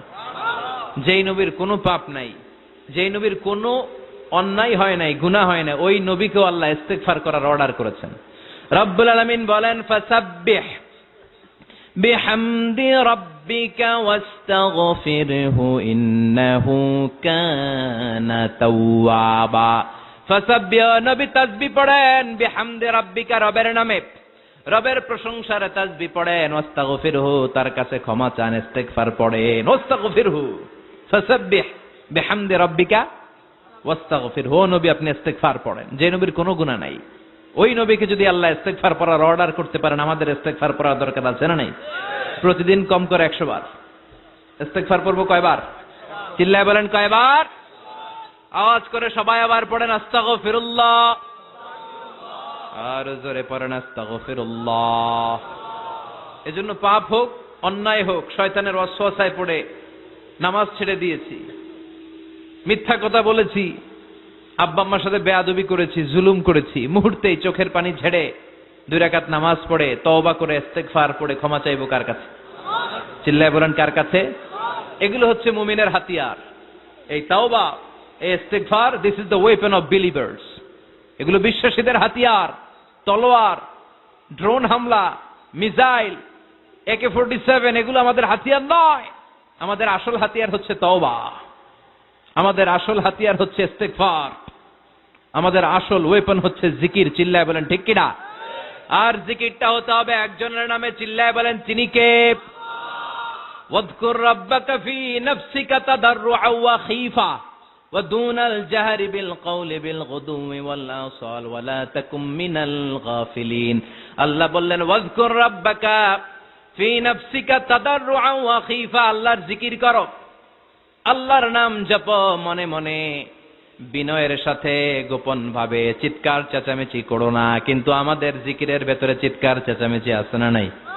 আমরা মাহফিলের মধ্যে মাঝে মাঝে লা ইলাহা ইল্লাল্লাহ জিকির করাই না আওয়াজ করে, এটা হচ্ছে তালিমান, তালিমের জন্য জায়েজ আছে। কিন্তু শ্রেষ্ঠ জিকির হচ্ছে একা একা জিকির করা। আল্লাহ বললেন তাদাররুআ ওয়া খীফা, কোরআনের আয়াত, তাদাররুআ ওয়া খীফা, with full of humility and humbleness, বিনয়ের সাথে জিকির করো। খীফা, গোপনে গোপনে, দুনাল জাহারি বিল কওল, চিৎকার না করে। কিন্তু চিৎকার করে লাফিয়ে লাফিয়ে জিকির করা দেশে আছে না নাই? কথা বলেন। ইন্নাল্লাহা জামিল ওয়া ইউহিব্বুল জামাল, আল্লাহ নিজে সুন্দর, আর সব সুন্দরকে আল্লাহ পছন্দ করেন। দেখবেন এদেশে কিছু জিকির আছে, ওইটার মধ্যে আল্লাহর নাম বোঝা যায় না, আছে না নাই? হুই হাই করে লাফালাফি করে, এই যে হুই হুই হুই হুই যে করে, এই হুই হুই এর মধ্যে আল্লাহর নাম আছে? কথা কন। যেই শব্দে আল্লাহর নাম নাই, ওটা দিয়ে জিকির করা যাবে? কত ধরনের ভয়ঙ্কর জিকির। আবার জিকিরও করে বাঁশের উপরও লাফায়। যিনি জিকির পরিচালনা করে তার কাঁধের উপর যে চেপে বসে, আছে না নাই? এটা কি জিকিরের সৌন্দর্য? কথা বলেন। আমরা জিকির করব ওই পন্থায় যে পন্থায় বিশ্বনবী করেছেন, সাহাবারা করেছেন। বিশ্বনবী জিকির করতেছেন, সাহাবারা জিকির করতে করতে বিশ্বনবীর কান্দে উঠছে, আছে না হাদিসে? সাহাবারা জিকির করতে করতে খেজুর গাছের চূড়ায় উঠেছে। কথা বলেন। জিকিরের মধ্যে সৌন্দর্য আছে না নাই? এজন্য জিকিরের সৌন্দর্যগুলো অবলম্বন করে যেন আমরা আল্লাহরে ডাকতে পারি। চিল্লায় বলেন ঠিক কিনা? এজন্য রাব্বুল আলামিন বলেন ফাযকুরুনি আযকুরকুম ওয়াশকুরুলি ওয়ালা তাকফুরুন, বেশি বেশি আমার জিকির করো, তাইলে আমিও তোমাদের জিকির করব। আমরা আল্লাহরে ডাকলে আল্লাহ নাকি আমগরে ডাকে? ভাল লাগে? আল্লাহ বললেন ফাইন যাকারানি ফি নাফসি যাকারতুহু ফি নাফসি, আমার বান্দা যদি একা একা আমার জিকির করে, আমি আমার বান্দার একা একা জিকির করি। আমার বান্দা যদি মহাসম্মেলনে, মহাসমাবেশে সবাইরে নিয়ে আমারে ডাকে, আমি এর চাইতে শ্রেষ্ঠ একটা মহাসম্মেলন ফেরেশতাদেরকে নিয়ে করে আমার বান্দার জিকির করি। ওয়া ইন তাকাররাবা ইলাইয়া শিবরান তাকাররাবতু ইলাইহি যিরাআন, আমার কোন বান্দা আমার দিকে যদি 1 বিঘত এগিয়ে আসতে চায়, আমি আমার বান্দার দিকে 1 হাত এগিয়ে যেতে চাই। আমার বান্দা যদি আমার দিকে 1 হাত এগিয়ে আসে, আমি আমার বান্দার দিকে 2 হাত এগিয়ে যাই। ওয়া ইন আতানি ইয়ামশি আতাইতুহু হারওয়ালা, আমার বান্দা যদি আমার দিকে হেঁটে হেঁটে আসতে চায়, আমি আমার বান্দার কাছে দৌড়ে দৌড়ে যাই। কি আল্লাহ আমরা পাইছি, ডাকা মাত্রই তিনি সাড়া দেয়। চিল্লায় বলেন ঠিক কিনা? এজন্য সব সময় আল্লাহর জিকির দিয়ে হৃদয়টারে সিক্ত রাখার দরকার আছে না নাই? বিশ্বনবী বললেন লা ইয়াজালু লিসানুকা রাতবান মিন যিকরিল্লাহ, সব সময় আল্লাহর জিকির দিয়ে জিহ্বাটারে ভিজায় রাখো। জিকির করেন লা ইলাহা ইল্লাল্লাহ, লা ইলাহা লা ইলাহা ইল্লাল্লাহু মুহাম্মাদুর রাসূলুল্লাহ সাল্লাল্লাহু মাসালুল লাযী ইয়াযকুরু রাব্বা ওয়াল্লাযী লা ইয়াযকুরু রাব্বা মাসালুল হাইয়্যি ওয়াল মাইয়িত। যে হৃদয় আল্লাহর জিকির করে আর যে হৃদয় জিকির করে না, বিশ্বনবী বললেন দুই হৃদয়ের পার্থক্য হচ্ছে একটা জীবিত হৃদয় আর একটা মৃত হৃদয়। এখন আপনার হৃদয়কে আপনি কি জিন্দা রাখতে চান না মুর্দা বানাতে চান? আবার আল্লাহ বললেন আলা বিযিকরিল্লাহি তাতমাইন্নুল কুলুব। দুনিয়ার কোন জিনিস দিয়ে কলবের পরিচ্ছন্নতা হয় না, দুনিয়ার কোন জিনিস দিয়ে কলব পরিচ্ছন্ন হয় না, কলবের খাদ্য হয় না। কলবের খাদ্য হয় একটা জিনিস দিয়ে, সেটা কি? আল্লাহর জিকির। এজন্য কলবের মধ্যে কি বসাবেন? নাকি আয়না? আয়না বসাইয়া দে মোর কলবের ভিতর বাবারে। কথা কন। আয়না বসাইতে চাই, আছে না নাই? তোর বাবার কলবে তো আয়না নেই, তোরে কি আয়না দিব? বিশ্বনবী কলবে আয়না বসাইছে? সাহাবারা আয়না বসিয়েছে? আবু হানিফা কলবের ভেতরে আয়না বসিয়েছে? ইমাম শাফিঈ কলবে আয়না বসিয়েছে? কলবে আল্লাহর জিকির ছাড়া কোনো আয়না ফায়না বসানো চলবে না। চিৎকার করে বলেন ঠিক কিনা? আবার বিশ্বনবী বললেন আফদালুজ যিকরি লা ইলাহা ইল্লাল্লাহ। জিকিরের জগতে যত জিকির আছে শ্রেষ্ঠ জিকির হলো লা ইলাহা ইল্লাল্লাহ। মান ক্বালা লা ইলাহা ইল্লাল্লাহ সিদকান মিন কলবিহি দাখালাল জান্নাহ। ঈমানের সাথে ইখলাসের সাথে একবার কেউ যদি লা ইলাহা ইল্লাল্লাহ পড়ে তার জন্য জান্নাতকে ওয়াজিব করে দিবে কে? এটার নাম কালিমাতে তাইয়্যিবা। কি নাম? দারাবাল্লাহু মাসালান কালিমাতান তাইয়্যিবাতান কাশাজারাতিন তাইয়্যিবা আসলুহা সাবিতুন ওয়া ফারউহা ফিস সামা। এই লা ইলাহার নাম আল্লাহ দিলেন কালিমায়ে তাইয়্যিবা। কি নাম? কথা কোন। ঝিনুকের ভেতর লুকিয়ে থাকে যেমন মতি, ঝিনুকের ভেতর লুকিয়ে থাকে যেমন মতি, কালমা শাহাদাতে আছে আল্লাহর জ্যোতি, কালমা শাহাদাতে আছে আল্লাহর জ্যোতি। পড়েন সবাই। ঝিনুকের ভেতর লুকিয়ে থাকে যেমন মতি, ঝিনুকের ভেতর লুকিয়ে থাকে যেমন মতি, কালমা শাহাদাতে আছে আল্লাহর জ্যোতি, কালমা শাহাদাতে আছে আল্লাহর জ্যোতি। সুবহানাল্লাহ পড়েন। তাহলে জিকিরের জগতে সবচেয়ে শ্রেষ্ঠ জিকিরের নাম চিল্লায় বলেন কি নাম? সাইয়েদনা মুসা আলাইহিস সালাম আল্লাহর ডেকে বললেন মাবুদ। সহিহ ইবনে হিব্বান, মুস্তাদরেকে হাকিম, দুইটা সহিহ হাদিসের গ্রন্থে হাদিসটা এসেছে। সাইয়েদনা আবু সাঈদ আল খুদরি হাদিসের বর্ণনাকারী। বিশ্বনবী বললেন মুসা আলাইহিস সালাম আল্লাহর ডেকে বললেন আল্লাহ আল্লিমনি কালিমাতান আদউ বিহা। ও আল্লাহ, এমন একটা স্পেশাল জিকির আপনি আমারে শিক্ষা দেন, এই জিকির দিয়ে আমি আপনারে ডাকবো। এই জিকিরটা জানবে শুধু আমি, আর জানবেন আপনি, দুনিয়ার কেউ জানবে না। এমন একটা জিকির শিখান যে জিকিরটা কেউ জানে না, জানবে শুধু আমি আর জানবেন আপনি। কথা শুনতেছেন? প্রশ্ন করছে কে? হ্যাঁ, আল্লাহ প্রশ্ন করছে। প্রশ্ন করেছে কে? মুসা আলাইহিস সালাম। করেছে কার কাছে? শ্রেষ্ঠ একটা জিকির শিখায় দেন যেটা শুধু আমি করবো আর কেউ করতে পারবেন। আল্লাহ বললেন মুসা পড়ো লা ইলাহা। মুসা আলাইহিস সালাম বললেন আল্লাহ জিজ্ঞেস করলাম কি আর কইলেন কি? লা ইলাহা ইল্লাল্লাহ এটা তো জাতীয় জিকির। কথা কন। এটা তো ইন্টারন্যাশনাল জিকির, এটা তো সবাই পারে। আমি তো চাইছি এমন একটা এক্সক্লুসিভ যেটা আপনি আর আমি ছাড়া কেউ জানে না, শুধু জানবেন আপনি আর আমি। আল্লাহ বললেন মুসা এর চাইতে শ্রেষ্ঠ জিকির আমার কাছে নাই।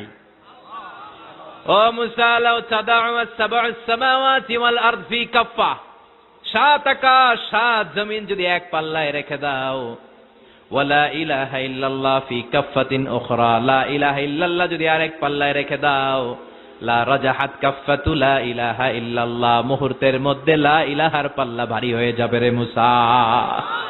সাত আকাশ সাত জমিন হালকা হয়ে যাবে আর লা ইলাহা ইল্লাল্লাহর পাল্লাটা ভারী হয়ে যাবে। সুবহানাল্লাহ পড়েন। এজন্য সব সময় এই লা ইলাহার জিকির করতে রাজি আছেন তো? এখন আমরা এই লা ইলাহারে বানাইছি ভিক্ষার জিকির, আছে না নাই? একটা টাকা দিয়া যান আমি গরিব ইনসান, আখিরাতে সওয়াব পাইবেন পাহাড় সমান। একটা টাকা দিয়া যান আমি গরিব ইনসান। আর লা ইলাহার জিকির, ভিক্ষার জিকির বানাইছি আমরা। কিন্তু এটা যে একটা বিপ্লবী বাণী, এটা যে একটা সংগ্রামী বাণী, এই বাণী যে মেনে নেয় সে আল্লাহ ছাড়া কারো সামনে মাথা নত করতে পারে না। চিল্লায় বলেন ঠিক কিনা? একটা বিপ্লবী কালিমাকে, একটা সংগ্রামী কালিমাকে আমরা ভিক্ষার জিকির বানিয়েছি। আপনারা তাফসীর ফি জিলালিল কোরআনের রচয়িতা সাইয়্যিদ কুতুব শাহীদের নাম শুনেছেন? মিশরে কায়রোতে তাকে ফাঁসির কাস্টে ঝুলানো হয়েছে। উনি ইসলামী আন্দোলনের দাওয়াত যখন শুরু করলেন, ইসলামের সঠিক ব্যাখ্যা যখন দিতে আরম্ভ করলেন, সামাজিক জাহালাতকে দুমড়ে মুচড়ে পদদলিত করে তিনি কোরআনের বাণী যখন মিশরের যুবক শ্রেণীদের হৃদয়ে গেড়ে দিতে চাইলেন, প্রথিত করতে চাইলেন, এই অ্যাক্টিভিটিজের অংশ হিসেবে তিনি কোরআনের তাফসীর লেখার কাজে হাত দিলেন আর লিখে ফেললেন জগৎ বিখ্যাত তাফসীর, তাফসীর ফি জিলালিল কোরআন, যেই তাফসীর পড়ে পড়ে অনেক ছেলে পথের দিশা পেয়েছে। ঠিক কিনা? এই তাফসীর লেখার কারণে মিশরের মধ্যে নতুন আন্দোলন তৈরি হয়ে যায়। সবার মুখে এক কথা, সৃষ্টি যার, আইন চলবে আল্লাহর আইন ছাড়া অন্য কোন আইন দিয়ে মিশরের বুকে কোনো বিচার আমরা হতে দেব না।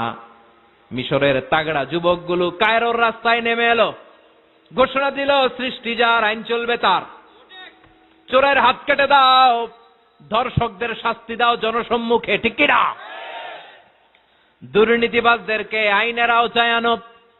দেশের শত্রু, দশের শত্রু, স্বাধীনতার শত্রু সবগুলারে বিচারের আওতায় আনো কোরআনের আলোকে। ঠিক কিনা? সংগ্রাম, বিক্ষোভে ফেটে পড়ল পুরো মিশর। এই বিক্ষোভে টালমাটাল সরকার, জামাল আব্দুল নাসের কোন উপায় অন্তর না পেয়ে এই তাফসীর কারক, এই মুফাসসিরে কোরআনকে জেলের ভিতরে ভরছে। গোটা বিশ্বব্যাপী সব সত্য আর ন্যায়ের পক্ষের ধারক আর বাহক যারা, তাদের উপরে এরকম জালিম গাদ্দারদের অত্যাচার আছে না নাই? তাকে ফাঁসির কাস্টে ঝুলানো হবে। আদালত থেকে রায় দেয়া হয়েছে মিশরের যুবকদেরকে এরকম আন্দোলনে ঠেলে দেওয়ার কারণে ডেথ পেনাল্টি, ফাঁসির রায় হলো। সাইয়্যিদ কুতুব শহীদের ফাঁসির দিন ঘনিয়ে আসলো। কারা কর্তৃপক্ষের নিয়ম অনুযায়ী যাদেরকে হ্যাঙ্গিং করা হয়, ফাঁসি দেয়া হয়, ফাঁসির ঘণ্টাখানিক আগে ওই জেলখানার ইমাম সাহেব এসে তাদেরকে কালিমা পড়ায়। কি পড়ায়? আফদালুজ যিকরি লা ইলাহা, এই যে শ্রেষ্ঠ জিকির, এই শ্রেষ্ঠ জিকিরটা এসে পড়ায়। সাইয়্যিদ কুতুব শহীদের ফাঁসির কাস্টে দাঁড়ানোর 1 ঘন্টা বাকি। কয় ঘন্টা? In the mean time jail কোডের নিয়ম অনুযায়ী জেলখানার ইমাম সাহেব চলে এসেছে। এসে বললেন, সাইয়্যিদ কুতুব শহীদ, আমি আপনারে কালিমা পড়াতে এসেছি, পড়েন লা ইলাহা ইল্লাল্লাহ। সাইয়্যিদ কুতুব শহীদ বললেন, তুই আমারে কালিমা শিখাইস না, তোর কাছ থেকে আমার কালিমা শিখতে হবে না। এই কালেমা আমি খুব ভালো করে জানি, যে এই কালেমার তালিম দেওয়ার জন্য সরকার তোরে বেতন দিয়ে রাখে, ওই কালিমার ব্যাখ্যা করার কারণে আজকে আমার ফাঁসির মঞ্চে দাঁড়ানো লাগতেছে। চিল্লা এখন, ঠিক কিনা?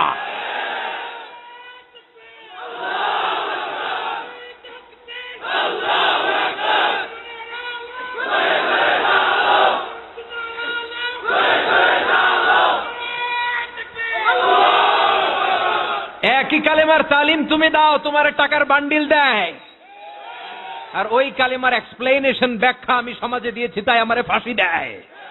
তার মানে তোর কালেমা আমার কালেমা দুইটা আলাদা কালেমা, তোর কালেমা আমার কালেমা এক কালেমা না। চিল্লা এখন, ঠিক কিনা? তার মানে কালেমায় আর কালেমায় পার্থক্য আছে না নাই? ইমানে ইমানে পার্থক্য আছে না নাই? যে ইমান প্রয়োজনে জ্বলে ওঠে না, যে ইমান সত্য ন্যায়ের কথা বলে না, যে ইমান প্রয়োজনে জ্বলে ওঠে না, যে ইমান সত্য ন্যায়ের কথা বলে না, যে ইমান বাস্তবে নাই, যে ইমান অন্তরে নাই, মুখে শুধু ফাঁকা বলি, কি করে তারে বলো ইমানে বলি, কি করে তারে বলো ইমানে বলি, কি করে তারে বলো ইমানে বলি। ঠিক কিনা?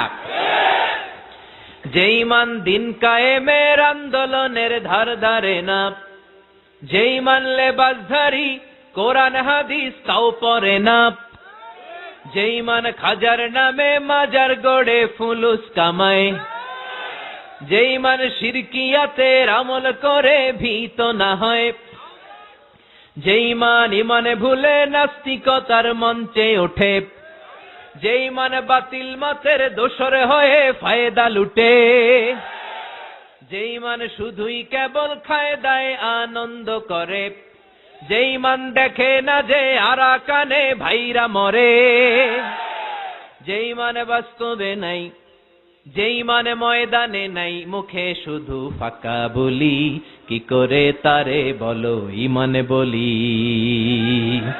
কি করে তারে বলো ইমানে বলি, কি করে তারে বলো ইমানে বলি।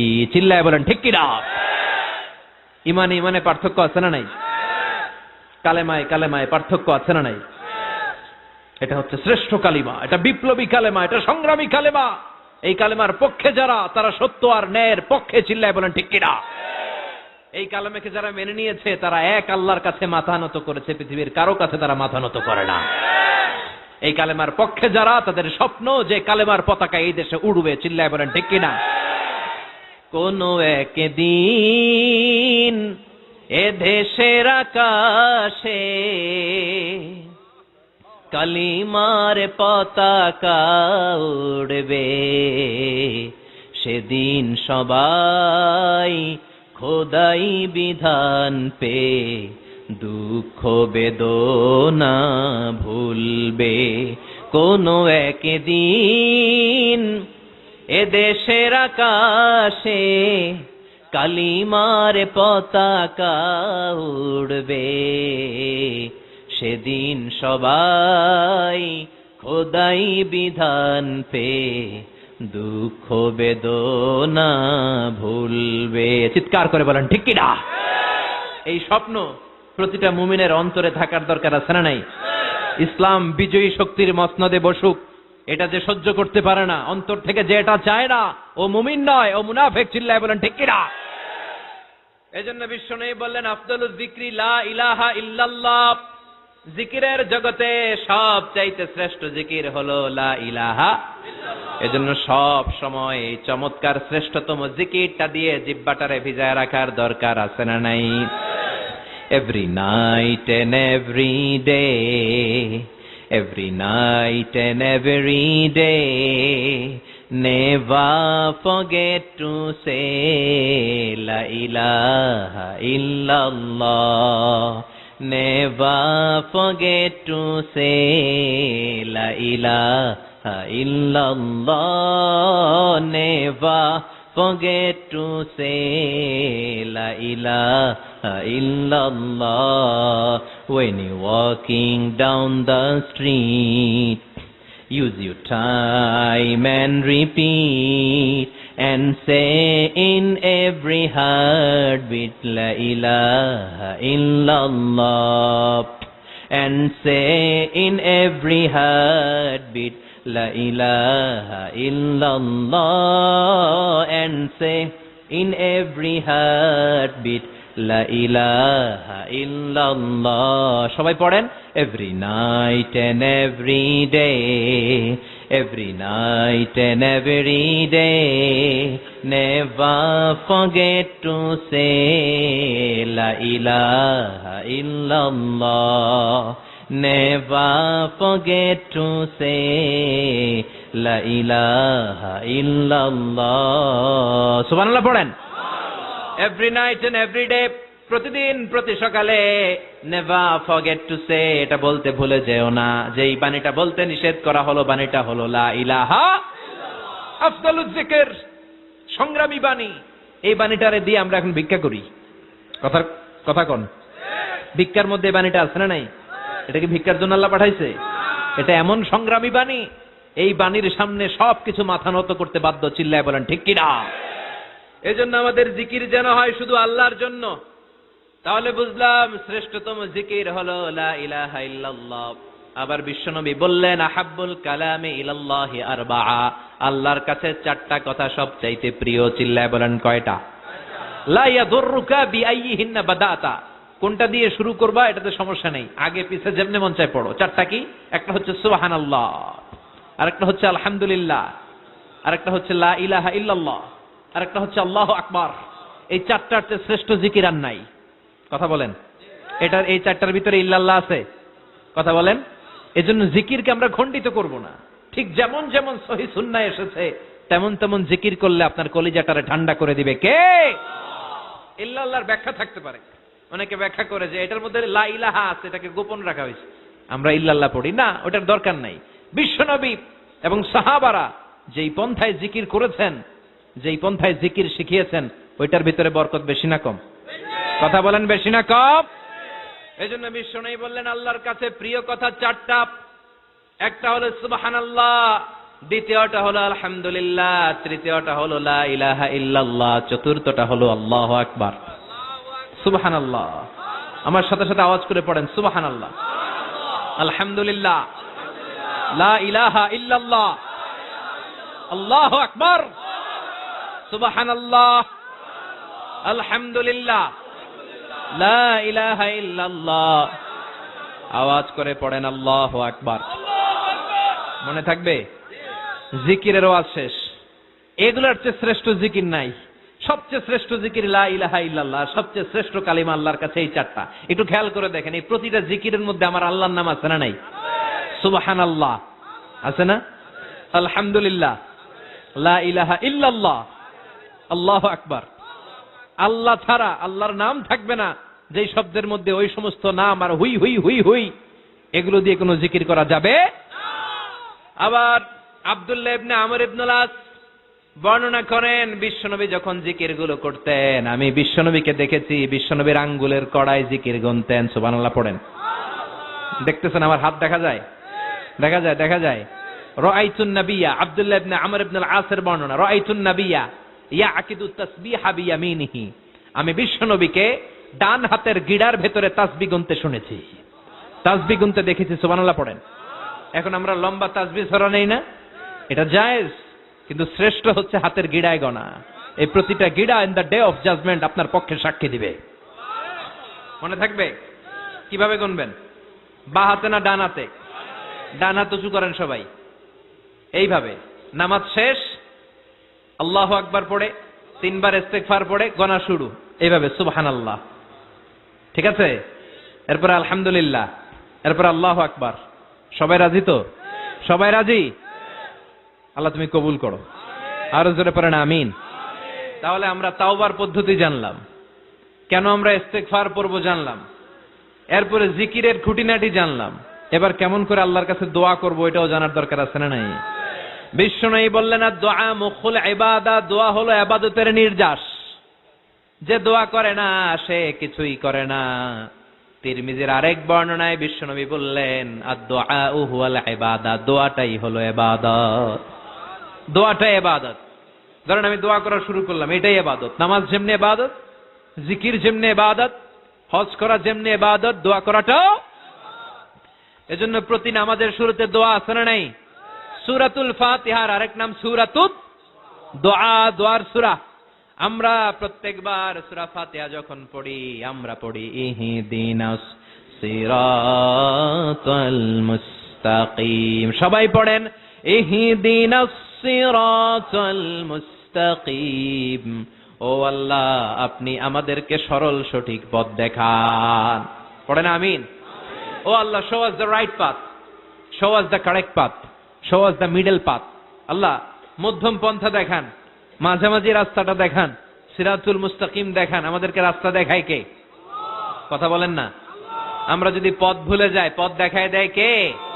আমি যদি কোনদিন পথ ভুলে যাই, হাত ছানি দিয়ে কাছে নিও, মমতার বন্ধনে আমায় বেঁধে সব ভুল ক্ষমা করে দিও। আমি যদি কোনদিন পথ ভুলে যাই, হাত ছানি দিয়ে কাছে নিও, মমতার বন্ধনে আমায় বেঁধে সব ভুল ক্ষমা করে দিও। আমি যদি কোনদিন পথ ভুলে যাই, পড়েন, হাত ছানি দিয়ে কাছে নিও, মমতার বন্ধনে আমায় ডেকে সব ভুল ক্ষমা করে দিও। চিল্লায় পড়েন আমি। আর জোরে আমিন। এজন্য বিশ্বনবী বললেন যে দোয়া বাদ দিল তার সব বাদ। কারণ দোয়া দিয়ে নামাজ শুরু, দোয়া দিয়ে সব শুরু, দোয়াটাই হলো ইবাদত। চিল্লায় বলেন ঠিক কিনা? আর দোয়া ও সিলাহুল মুমিন, দোয়া হচ্ছে মুমিনের উইপেন, অস্ত্র, মুমিনের বড় অস্ত্র। যেখানে সবকিছুর দৌরাত্ম্য শেষ, ওইখানে দোয়ার দৌরাত্ম্য শুরু। যেখানে সবকিছুর কারিশমা শেষ, ওখান থেকে দোয়ার কারিশমা শুরু। এরকম অনেক ক্যান্সারের মতো দুরারোগ্য ব্যাধিতে আক্রান্ত, ডক্টর ফাইনালাইজ করে দিয়েছে বাঁচবে না, 2 মাস বাঁচবে। কয় মাস? কথা বলেন। মাত্র 2 মাস সে বাঁচবে। তারপরও দেখা গেছে লোকটা 7 বছর বেঁচে ছিল। আছে না নাই? দোয়া, দ্য পাওয়ার অফ দোয়া।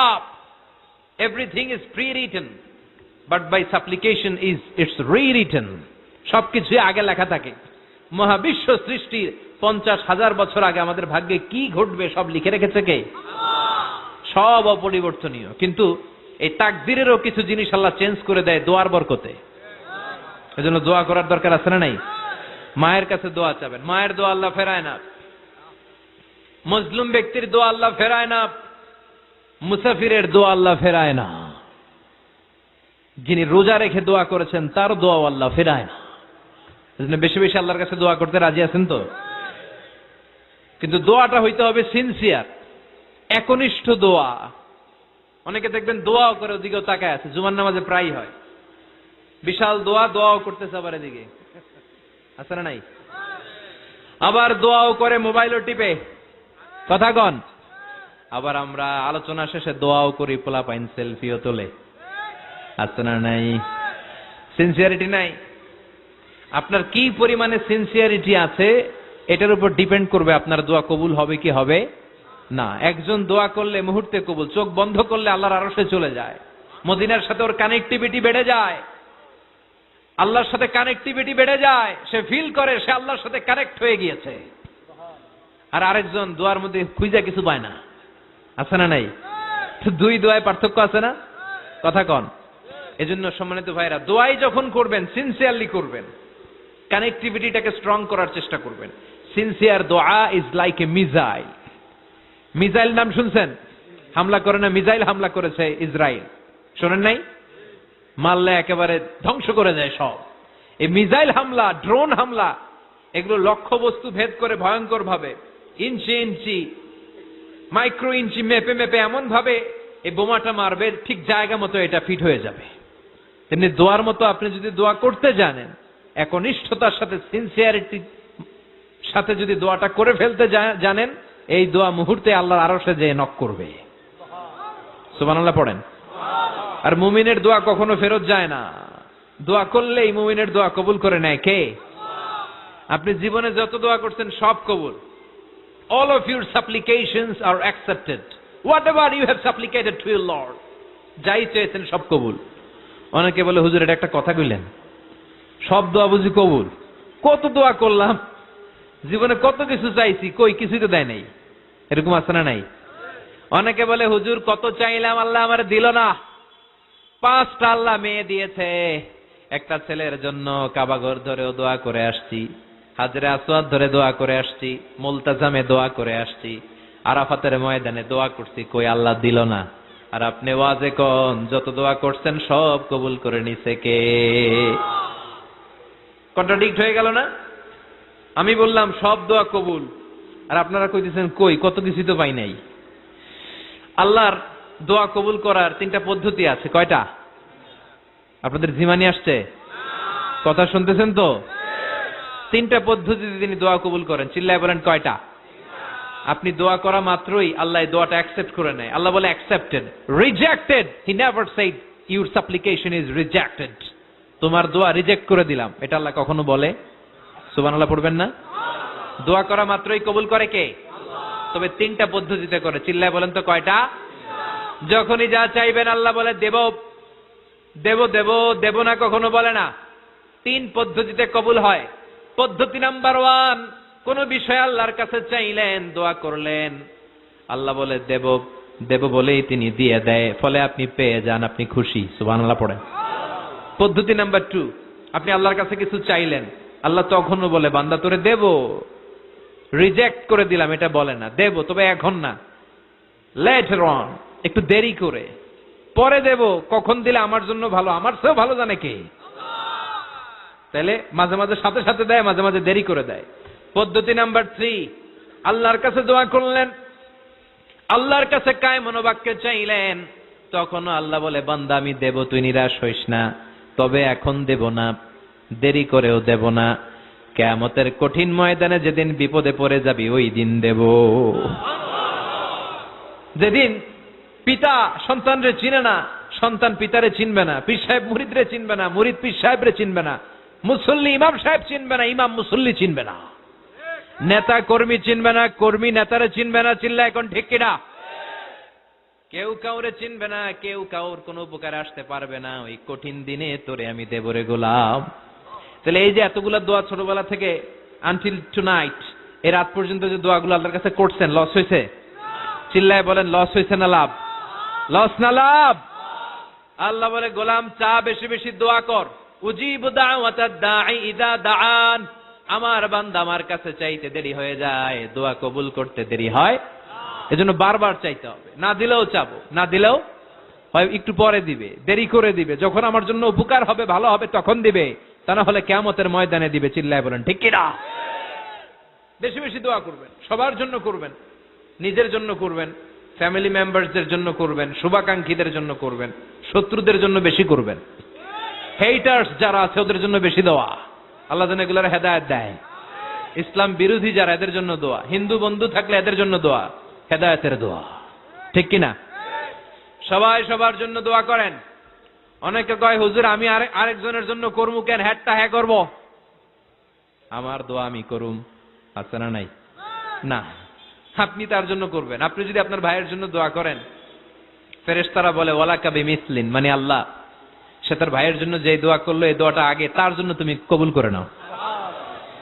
আপনি যদি দোয়া করেন আল্লাহ আমার ভাই অসুস্থ, তুমি তারে সুস্থ করে দাও, ফেরেশতারা বলে আল্লাহ যেই লোকটা দোয়া করলো তার মধ্যে যদি কোনো রোগ থাকে আগে তারে সুস্থ করে দাও, পরে বাইরে। ফেরেশতাদের দোয়া কবুল করে নেয় কে? আপনার দোয়া কবুল হইতেও পারে, নাও হইতে পারে, কিন্তু ফেরেশতারা আল্লাহর কাছে দোয়া করলে এটা কবুল হবে না? আপনি যদি দোয়া করেন আল্লাহ আমার ভাইয়ের আর্থিক অবস্থা খুব খারাপ, তারে ধনী বানিয়ে দাও, ফেরেশতারা বলে ওয়ালাকা বিমিসলিন, ও আল্লাহ এই দোয়াকারী তার ভাইয়ের জন্য যেই দোয়াটা করেছে আগে তার জন্য দোয়াটা কবুল করে নাও। সুবহানাল্লাহ পড়েন। এজন্য বেশি বেশি দোয়া করতে রাজি আছেন? বারবার চাইবেন, সকালে বিকালে দুপুরে রাতে শীতকালে গ্রীষ্মকালে সব সময় আমরা দোয়া করব কার কাছে? আল্লাহর কাছে। বারবার চাইলে আল্লাহ খুশি হয়ে যায়, বারবার না চাইলে আল্লাহ রেগে যায়। দুনিয়ার সিস্টেমের একেবারে বিপরীত। আমি যদি এই ভাইয়ের কাছে কোন একটা বিষয় নিয়ে আসতে যাই, ভাই আমারে 1000 টাকা দেন, বিপদে পড়ছি, দিল 1000 টাকা, নেন, বিপদ সারেন, উদ্ধার হন। এক সপ্তাহ পরে আবার ভাইজান বড় বিপদে আছে, 1000 টাকা। তারপরে উনি লজ্জায় পড়ে দিবে, আসছে যখন দেই। পরের সপ্তাহে আবার মিয়া সাহেব 1000 টাকা। ওই দিন বলবে ভাই 1000 নাই, 500 নিয়ে যান, কথা কন। এর পরের মাসে যদি বলি ভাই বিপদে পড়ছি, দিবে নাকি? লাঠির বাড়ি আছে না নাই? প্রতি সপ্তাহে সপ্তাহে তোমার বিপদ, কথা কন। তার মানে এই দুনিয়ার সিস্টেম হচ্ছে একটা বিষয় নিয়ে বারবার কারো কাছে যাওয়া যায় না, চাওয়া যায় না, শরম লাগে, কথা কন। কিন্তু আল্লাহর সিস্টেমটা একেবারে উল্টো। আল্লাহর কাছে বারবার না চাইলে তিনি রেগে যায়। তিরমিজির বর্ণনা, ইন্নাহু মান লাম ইয়াসআলিল্লাহ ইয়াগদাব আলাইহি, যে ব্যক্তি কোনো বিষয় নিয়ে বারবার আল্লাহরে বিরক্ত করে না তার উপর আল্লাহ রেগে যায়। আর বারবার চাইতে যে লোকটা আল্লাহরে বিরক্ত করতে চায় তার উপর আল্লাহ খুশি হয়ে যায়। এজন্য চাবেন আল্লাহর কাছে আজকে থেকে, চাবেন। দোয়া করলে যে কবুল হয় বিশ্বাস হয় মুসলমান। নেক আমলের ওসিলা দিয়ে দোয়া কবুল হয়। আপনার জীবনে যদি কোনো নেক আমল থেকে থাকে, যে নেক আমলগুলো আপনি আল্লাহর সন্তুষ্টির জন্য করেছেন, আমি আজকের মাহফিল আল্লাহর নামে একটা কসম কেটে বলে যাই, ওয়াল্লাহি আল্লাহর কসম করে আমি আপনাদের বলছি, আপনার জীবনের এমন কোন নেক আমল যদি থাকে যে আমলটা শুধুমাত্র কেবলমাত্র আপনি আল্লাহকে খুশি করার জন্য করেছিলেন, ওই নেক আমলের ওসিলা দিয়ে দোয়া করতে দেরি হবে, দোয়া কবুল হতে দেরি হবে। বিশ্বাস হয়? সন্দেহ লাগছে মনে হয়। বিশ্বাস হয় সবার? নেক আমলের ওসিলা, ওই নেক আমলটা শুধুই হয়েছে কার জন্য? চোখের পানি ছাড়ছিলেন এক রাতে আল্লাহর ভয়ে, কাউরে দেখানোর জন্য না, ওই নেক আমল। রাত্রিবেলা হেঁটে যাচ্ছিলেন মসজিদের পাশ দিয়ে, দেখলেন দান বাক্স লেখা, কেউ নাই, কেউ নাই। কচকচে 500 টাকার নোট বের করে ঢুকাই দিছিলেন। এটা হচ্ছে শুধু আল্লাহরে দেখানোর জন্য নেক আমল, ঠিক কিনা? আল্লাকা সিররুন ইনদাল্লাহ বাইনাকা আনতা ওয়া বাইনাল্লাহ, আল্লাকা সাদাকাতুন তাখফা লা ইয়ালামুহা ইল্লাল্লাহ, আল্লাকা সিররুন ইনদাল্লাহ বাইনাকা আনতা ওয়া বাইনাল্লাহ, আল্লাকা সাদাকাতুন তাখফা লা ইয়ালামুহা ইল্লাল্লাহ। সুবহানাল্লাহ পড়েন। আল্লাকা সিররুন ইনদাল্লাহ, তোমার আর তোমার রবের মাঝে গোপন কিছু আছে কি যেটা আল্লাহ ছাড়া কেউ জানে না? তোমার কি কোনো গোপন দান আছে কি যেটা আল্লাহ ছাড়া কেউ দেখেনি? সুবহানাল্লাহ পড়েন। এমন কোন আমল যে আমলটা আপনি করেছিলেন শুধু আল্লাহর খুশির জন্য, ওই আমলের ওসিলা দিয়ে দোয়া করলে কবুল করবে কে? বিশ্বাস হয়? সহিহ বুখারীর বর্ণনা, সালাসাতুন ফিল গার, বনী ইসরাইলের জামানায় 3 জন লোক সফরে বেরিয়েছে। বানোয়াট ঘটনা না, এটা বুখারীর ঘটনা। সফরে বেরিয়েছে, মরুভূমির মাঝখানে প্রতিমধ্যে প্রচন্ড তুফান আর বৃষ্টি। বৃষ্টি থেকে বাঁচার জন্য এর একটা পাহাড়ের গুহার ভেতরে ঢুকেছে। হঠাৎ থান্ডার, বজ্রপাত, বিজলি, মুষলধারে বৃষ্টি। বৃষ্টির পানিতে পিচ্ছিল হয়ে উপর থেকে বিশাল প্রকাণ্ড একটা পাথরের খণ্ড এসে গুহার মুখের মধ্যে আটকে গিয়েছে। যেই গুহার মুখ দিয়ে তারা ঢুকেছে, ওইখানে বিশাল একটা পাথর গড়িয়ে এসে উপর থেকে বলল, অন্ধকার, ভিতরে কোনো আলো নাই, কোনো জনমানব নাই, বাঁচানোর কেউ নাই, কিচ্ছু দেখা যায় না, ঘুটঘুটে অন্ধকার। বাইরে থেকে আলো আর অক্সিজেন যে আসবে ওই সুযোগটাও নাই। 3 জন বুঝে গেল আমাদের মৃত্যু এখানেই হবে, আমাদের কঙ্কাল গুলো শত শত বছর এখানে পড়ে থাকবে, কেউ উদ্ধারের জন্য আসবে না, ঠিক কিনা? বাঁচানোর কেউ নাই, অক্সিজেন যতটুকু আছে কিছুক্ষণ পরে এটাও শেষ হয়ে যাবে। 3 জনের একজন বলল, আমাদের বাঁচানোর কেউ নাই, একজন ছাড়া তিনি কে? আমাদের 3 জনের জীবনের এমন কোন নেক আমল আছে কিনা যেটা দিয়ে আল্লাহর কাছে দোয়া করা যায়? কার জীবনে কি নেক আমল আছে যেই নেক আমলটা দুনিয়ার কোনো মানুষকে দেখানোর জন্য করা হয় নাই, শুধু করা হয়েছে কার জন্য? এরকম কোন নেক আমল থাকলে দোয়া করা শুরু করো, এছাড়া আমাদের বাঁচার কোনো উপায় নাই। একজন দোয়া করা শুরু করলো। হাদিসে লম্বা একটা হাদিস, আমি সরল বঙ্গানুবাদ শোনাচ্ছি। একজন দোয়া করা শুরু করলো।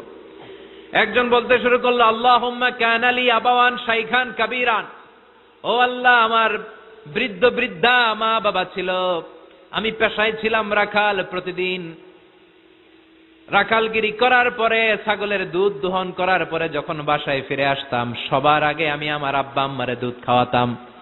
আব্বা আম্মাকে দুধ খাওয়ানোর পরে আমার সন্তানদের মুখে, আমার স্ত্রীদের মুখে আমি দুধ তুলে দিতাম। একদিন আমার আসতে দেরি হয়ে গেল, এসে দেখি আব্বা আম্মা ঘুমিয়ে গেছে। দুধের বাটি নিয়ে আমি আব্বা আম্মার মাথার সামনে দাঁড়িয়ে রইলাম। মনে মনে ভাবলাম, আব্বা আম্মা যখন ঘুম থেকে জাগবে, আব্বা আম্মারে আগে আমি দুধ খাওয়াবো, তারপরে ছেলে মেয়েরে খাওয়াবো, স্ত্রীদেরকে খাওয়াবো। দাঁড়িয়ে রইলাম। আমার ছেলে মেয়েরা এসে আমার কাছে বলল, আব্বা খাবার দাও, আমি দেই নাই। ক্ষুধার জ্বালায়, ক্ষুধার যন্ত্রণায় পাগল পাড়া হয়ে আমার কলিজার টুকরা ছেলে মেয়েগুলো আমার পায়ের মধ্যে পড়ে কাঁদতে লাগলো, আব্বা একটু দুধ দাও, ক্ষুধা লেগেছে। ও আল্লাহ, আমি দেই নাই। ফজর পর্যন্ত দাঁড়িয়ে রইলাম। ফজরের সময় যখন আব্বা আম্মা ঘুম থেকে উঠলেন, সবার আগে আব্বা আম্মারে দুধ খাওয়ালাম, তারপরে ছেলে মেয়েদের মুখে তুলে দিলাম। ও আল্লাহ, ও আল্লাহ, ওই দিনে সারা রাতটা আমি দাঁড়িয়ে আব্বা আম্মার জন্য যে দাঁড়িয়েছিলাম, দুনিয়ার কাউরে দেখানোর জন্য নয়, শুধু তোমারে খুশি করার জন্য। ওই রাতের ইবাদতটা যদি তোমার কাছে পছন্দ হয়, ফাফাররিজ আন্না মা নাহনু ফি, আজকে যেই বিপদে আমরা আছি, বিপদ থেকে তুমি বাঁচাও। বলার সাথে সাথে 1/3, 1/3 পাথরটা ডান দিকে সরে গেল। সুবহানাল্লাহ পড়বেন না? এবার বাইরে থেকে আলো আসতে শুরু করেছে, অক্সিজেন ঢুকতে শুরু করেছে, তাদের মনের মধ্যে স্বস্তি ফিরে এসেছে। এবার দ্বিতীয় জন দোয়া শুরু করলো, আল্লাহ, আমার এক চাচাতো বোন ছিল, এত সুন্দরী, আমার জীবনে এত সুন্দরী নারী আমি দেখি নাই, এত সুন্দরী নারী। ওয়া কুনতু উহিব্বুহু বিআশাদ্দি মা ইউহিব্বুর রিজাল আন নিসা, একজন পুরুষ একজন নারীকে যত ভালোবাসতে পারে আমি ঠিক ততটা ভালোবাসতাম আমার এই সুন্দরী কাজিনকে, চাচাতো বোনকে। কিন্তু আমার মনের কথা আমার চাচাতো বোনরা আমি বুঝাতে পারি নাই। একদিন লজ্জা শরমের মাথা খেয়ে চাচাতো বোনরা আমি বললাম, তোরে আমি বড্ড ভালোবাসি, একান্তে আমি তোরে চাই। চাচাতো বোন বলল, এত এত স্বর্ণ মুদ্রা যেদিন জমাতে পারবা ওই দিন আমারে পাবা। এবার আমি স্বর্ণ মুদ্রা জমাতে লাগলাম। জমাতে জমাতে জমাতে জমাতে বছর শেষে স্বর্ণ মুদ্রার থলে নিয়ে চাচাতো বোনের হাতে দিলাম। চাচাতো বোন আমার অপকর্মে রাজি হয়ে গেল। গোপন একটা রুমের ভেতরে আমরা ঢুকলাম, দুইজনেই জামা কাপড় খুলে নেকেড হলাম, জিনা করব, পাপ কাজ করব। একেবারে ফাইনাল ডেস্টিনেশন আমরা চলে গেলাম। পাপ কাজ যখন আমরা শুরু করব, ইন দা মিন টাইম আমার চাচাতো বোন আমার ডেকে বলে, ও আমার চাচাতো ভাই, ইত্তাকিল্লাহ, ইত্তাকিল্লাহ, আল্লাহরে ভয় কর, আমার সতীত্ব নষ্ট করে দিস না। আল্লাহ ওই মুহূর্ত থেকে ফিরে আসা কোনো পুরুষের পক্ষে সম্ভব ছিল না। ইত্তাকিল্লাহ এই বাক্যটা শুনে, তোমার আওয়াজ শুনে আমার কলিজার মধ্যে কাঁপুনি ছুটে গিয়েছে। তোমার নাম শুনে আমি আর ধৈর্য ধারণ করতে পারি নাই, চিৎকার মেরে জামা পেড়ে ওই ঘর থেকে বের হয়ে গেলাম। ও আল্লাহ, শুধুমাত্র কেবলমাত্র একমাত্র তোমার ভয়ে ওই দিন আমি আমার চাচাতো বোনের সাথে পাপ কাজে লিপ্ত হই নাই। আল্লাহ রে, ওই দিনের আমলটা যদি তোমার দরবারে কবুল হয়ে থাকে, আজকের বিপদের দিনে তুমি আমাদের বাঁচাও। বলা মাত্রই এই দোয়া আল্লাহর কাছে এত কবুল হয়েছে, কারণ আল্লাহর ভয় এটা পৃথিবীর সবচেয়ে বড় ইবাদত। চিল্লায় বলেন ঠিক কিনা? যাদের হৃদয়ে আছে আল্লাহর ভয়, তারা কভু পথ ভুলে যায় না। আল্লাহর প্রেম ছাড়া এই দুনিয়ায় কারো কাছে কোনো কিছু চায় না। ঠিক কিনা? আল্লাহর ভয় আল্লাহর কাছে সবচেয়ে বড় প্রিয় ইবাদত। আল্লাহর কাছে দোয়াটা এত পছন্দনীয় হয়েছে, মুহূর্তের মধ্যে 2/3 পাথরটা গুহার মুখ থেকে ডান দিকে সরে যায়। 2/3 পাথর এখন সরে গিয়েছে। এবার তারা বেরোতে চেষ্টা করলো, দেখা যায় হাত বেরোয়, কারো পা বেরোয়, মাথা বেরোয়, কিন্তু পুরো বডিটা নিয়ে বেরোয়া যায় না। বাকি আছে কয়জন? কথা কন। এবার 3 নাম্বার লোক দোয়া করতে শুরু করেছে, আল্লাহ ইন্নী ইস্তাজারতু উজারা ফাদাফাতু সামানাহুম। আল্লাহ, আমি অনেকগুলো শ্রমিক ভাড়া করেছিলাম, তাদেরকে দিয়ে কাজ করিয়ে তাদের ঘাম শুকিয়ে যাওয়ার আগে প্রত্যেকটা শ্রমিকের পারিশ্রমিক আমি দিয়ে দিয়েছি। সবগুলো শ্রমিক আমার কাছ থেকে পারিশ্রমিক বুঝে নিয়েছে, একজন ছাড়া। একজন না নিয়ে চলে গেছে। তার টাকা তারে আমি বুঝাই দিতে পারি নাই। তার রেখে যাওয়া টাকা দিয়ে আমি কয়েকটা ছাগল কিনলাম। ওই ছাগল পালতে পালতে বাচ্চা দিল, আরো বাচ্চা দিল, দিতে দিতে বিশাল ছাগলের ডেইরি ফার্ম বানালাম। 1 যুগ পরে ওই শ্রমিক এসে বলে, হে আমার মালিক, 12 বছর আগে তোমার কাছে কাজ করেছিলাম, টাকা কিন্তু নেই নাই, টাকা দাও। আমি বললাম, ওই যে বিশাল ছাগলের বড় একটা ডেইরি ফার্ম দেখা যায়, পুরো ডেইরি ফার্ম তোমার, ডেইরি ফার্মটা তুমি নিয়ে যাও। শ্রমিক আমারে বলতে লাগলো, তাস্তাজিউ মিন্নি, আমার সাথে ঠাট্টা করো নাকি? একদিনের পারিশ্রমিক দিয়ে ডেইরি ফার্ম হয় নাকি? যতটুকু টাকা তোমার কাছে আমি 12 বছর আগে পেতাম ততটুকু দিলেই চলবে। তারে আমি বুঝিয়ে বললাম, তোর টাকা দিয়ে ছাগল কিনেছি, ছাগলের ব্যবসা করে ডেইরি ফার্ম বানিয়েছি, একটার পর একটা ছাগল বাচ্চা দিতে দিতে আজকে হাজার হাজার ছাগলের এই ডেইরি ফার্ম, পুরো ডেইরি ফার্মটা আমি তোরে দিয়ে দিলাম। বলা মাত্র ওই শ্রমিকটা ডেইরি ফার্ম নিয়ে চলে গেল। মাবুদের এই কঠিন বিপদের দিন সে শুধু দাবি করেছিল তার পারিশ্রমিক। তার পারিশ্রমিকের টাকা তার হাতে দিলে সে খুশিতে বাকবাকুম, কিন্তু তার বদলে পুরো ডেইরি ফার্মটা আমি তার হাতে তুলে দিয়েছি একমাত্র তোমার সন্তুষ্টির জন্য। ওই দিনের আমলটা যদি তোমার দরবারে একটুও ভালো লেগে থাকে রে মাওলা, আজকের কঠিন বিপদ থেকে বাঁচাও। বলতে দেরি মুহূর্তের মধ্যে বিশাল পাথর খণ্ডটা গুহার মুখ থেকে ডান দিকে সরে যায়। আল্লাহর শুকরিয়া করে 3 জন বের হয়ে যায়। সহিহ বুখারীর বর্ণনা। আপনার জীবনে এমন কোন নেক আমল যদি থাকে যেটা শুধু আল্লাহরে দেখানোর জন্য করছিলেন, আমরা আমল করব অবশ্যই দেখানোর জন্য, তবে মানুষকে নয়। কারা দেখানোর জন্য? আমাদের সব দেখানো হবে একজনকে। চিল্লায় বলেন, তিনি কে? আপনার এমন কোন নেক আমল যদি থাকে যেটা আপনি আল্লাহরে খুশি করতে করছিলেন, ওইটার ওসিলা করে দোয়া করে দেখেন, ওই দোয়া কবুল করে নিবে কে? রাজি আছেন তো? সব সময় অন্যায় হয়ে গেলে, পাপ হয়ে গেলে তওবা করব কার কাছে? বিপদে আপদে সব অবস্থায় আস্তাগফিরুল্লাহ পড়তে রাজি আছেন তো? আর জিকির চলবে একজনের। চিল্লায় বলেন, তিনি কে? আর সব সময় দোয়া করব কার কাছে? রাজি আছেন তো সবাই? আল্লাহ আমাদের সবাইকে কথাগুলো বুঝার ও আমল করার তৌফিক দান করুক। আমরা পড়ি আমিন। আর জোরে পড়ি আমিন। যারা লম্বা সময় ধরে কথাগুলো শুনলেন, কোরআন সুন্নাহর আলোকে আমরা কথাগুলো বলার চেষ্টা করেছি, তারপরেও আমার মনের অজান্তে কোনো মিস ইনফরমেশন যদি আমার মুখ ফসকে বেরিয়ে যায়, সেগুলো যেন আল্লাহ পাক আমাদের স্মৃতিপট থেকে মুছে দেয়। আমরা পড়ি আমিন। সত্য, সুন্দর, কল্যাণকর, হকের পক্ষে যা বললাম তার সবগুলো কথা প্রথমে আল্লাহ তাআলা আমাকে আমলের তৌফিক দান করুক এবং আপনাদের সবাই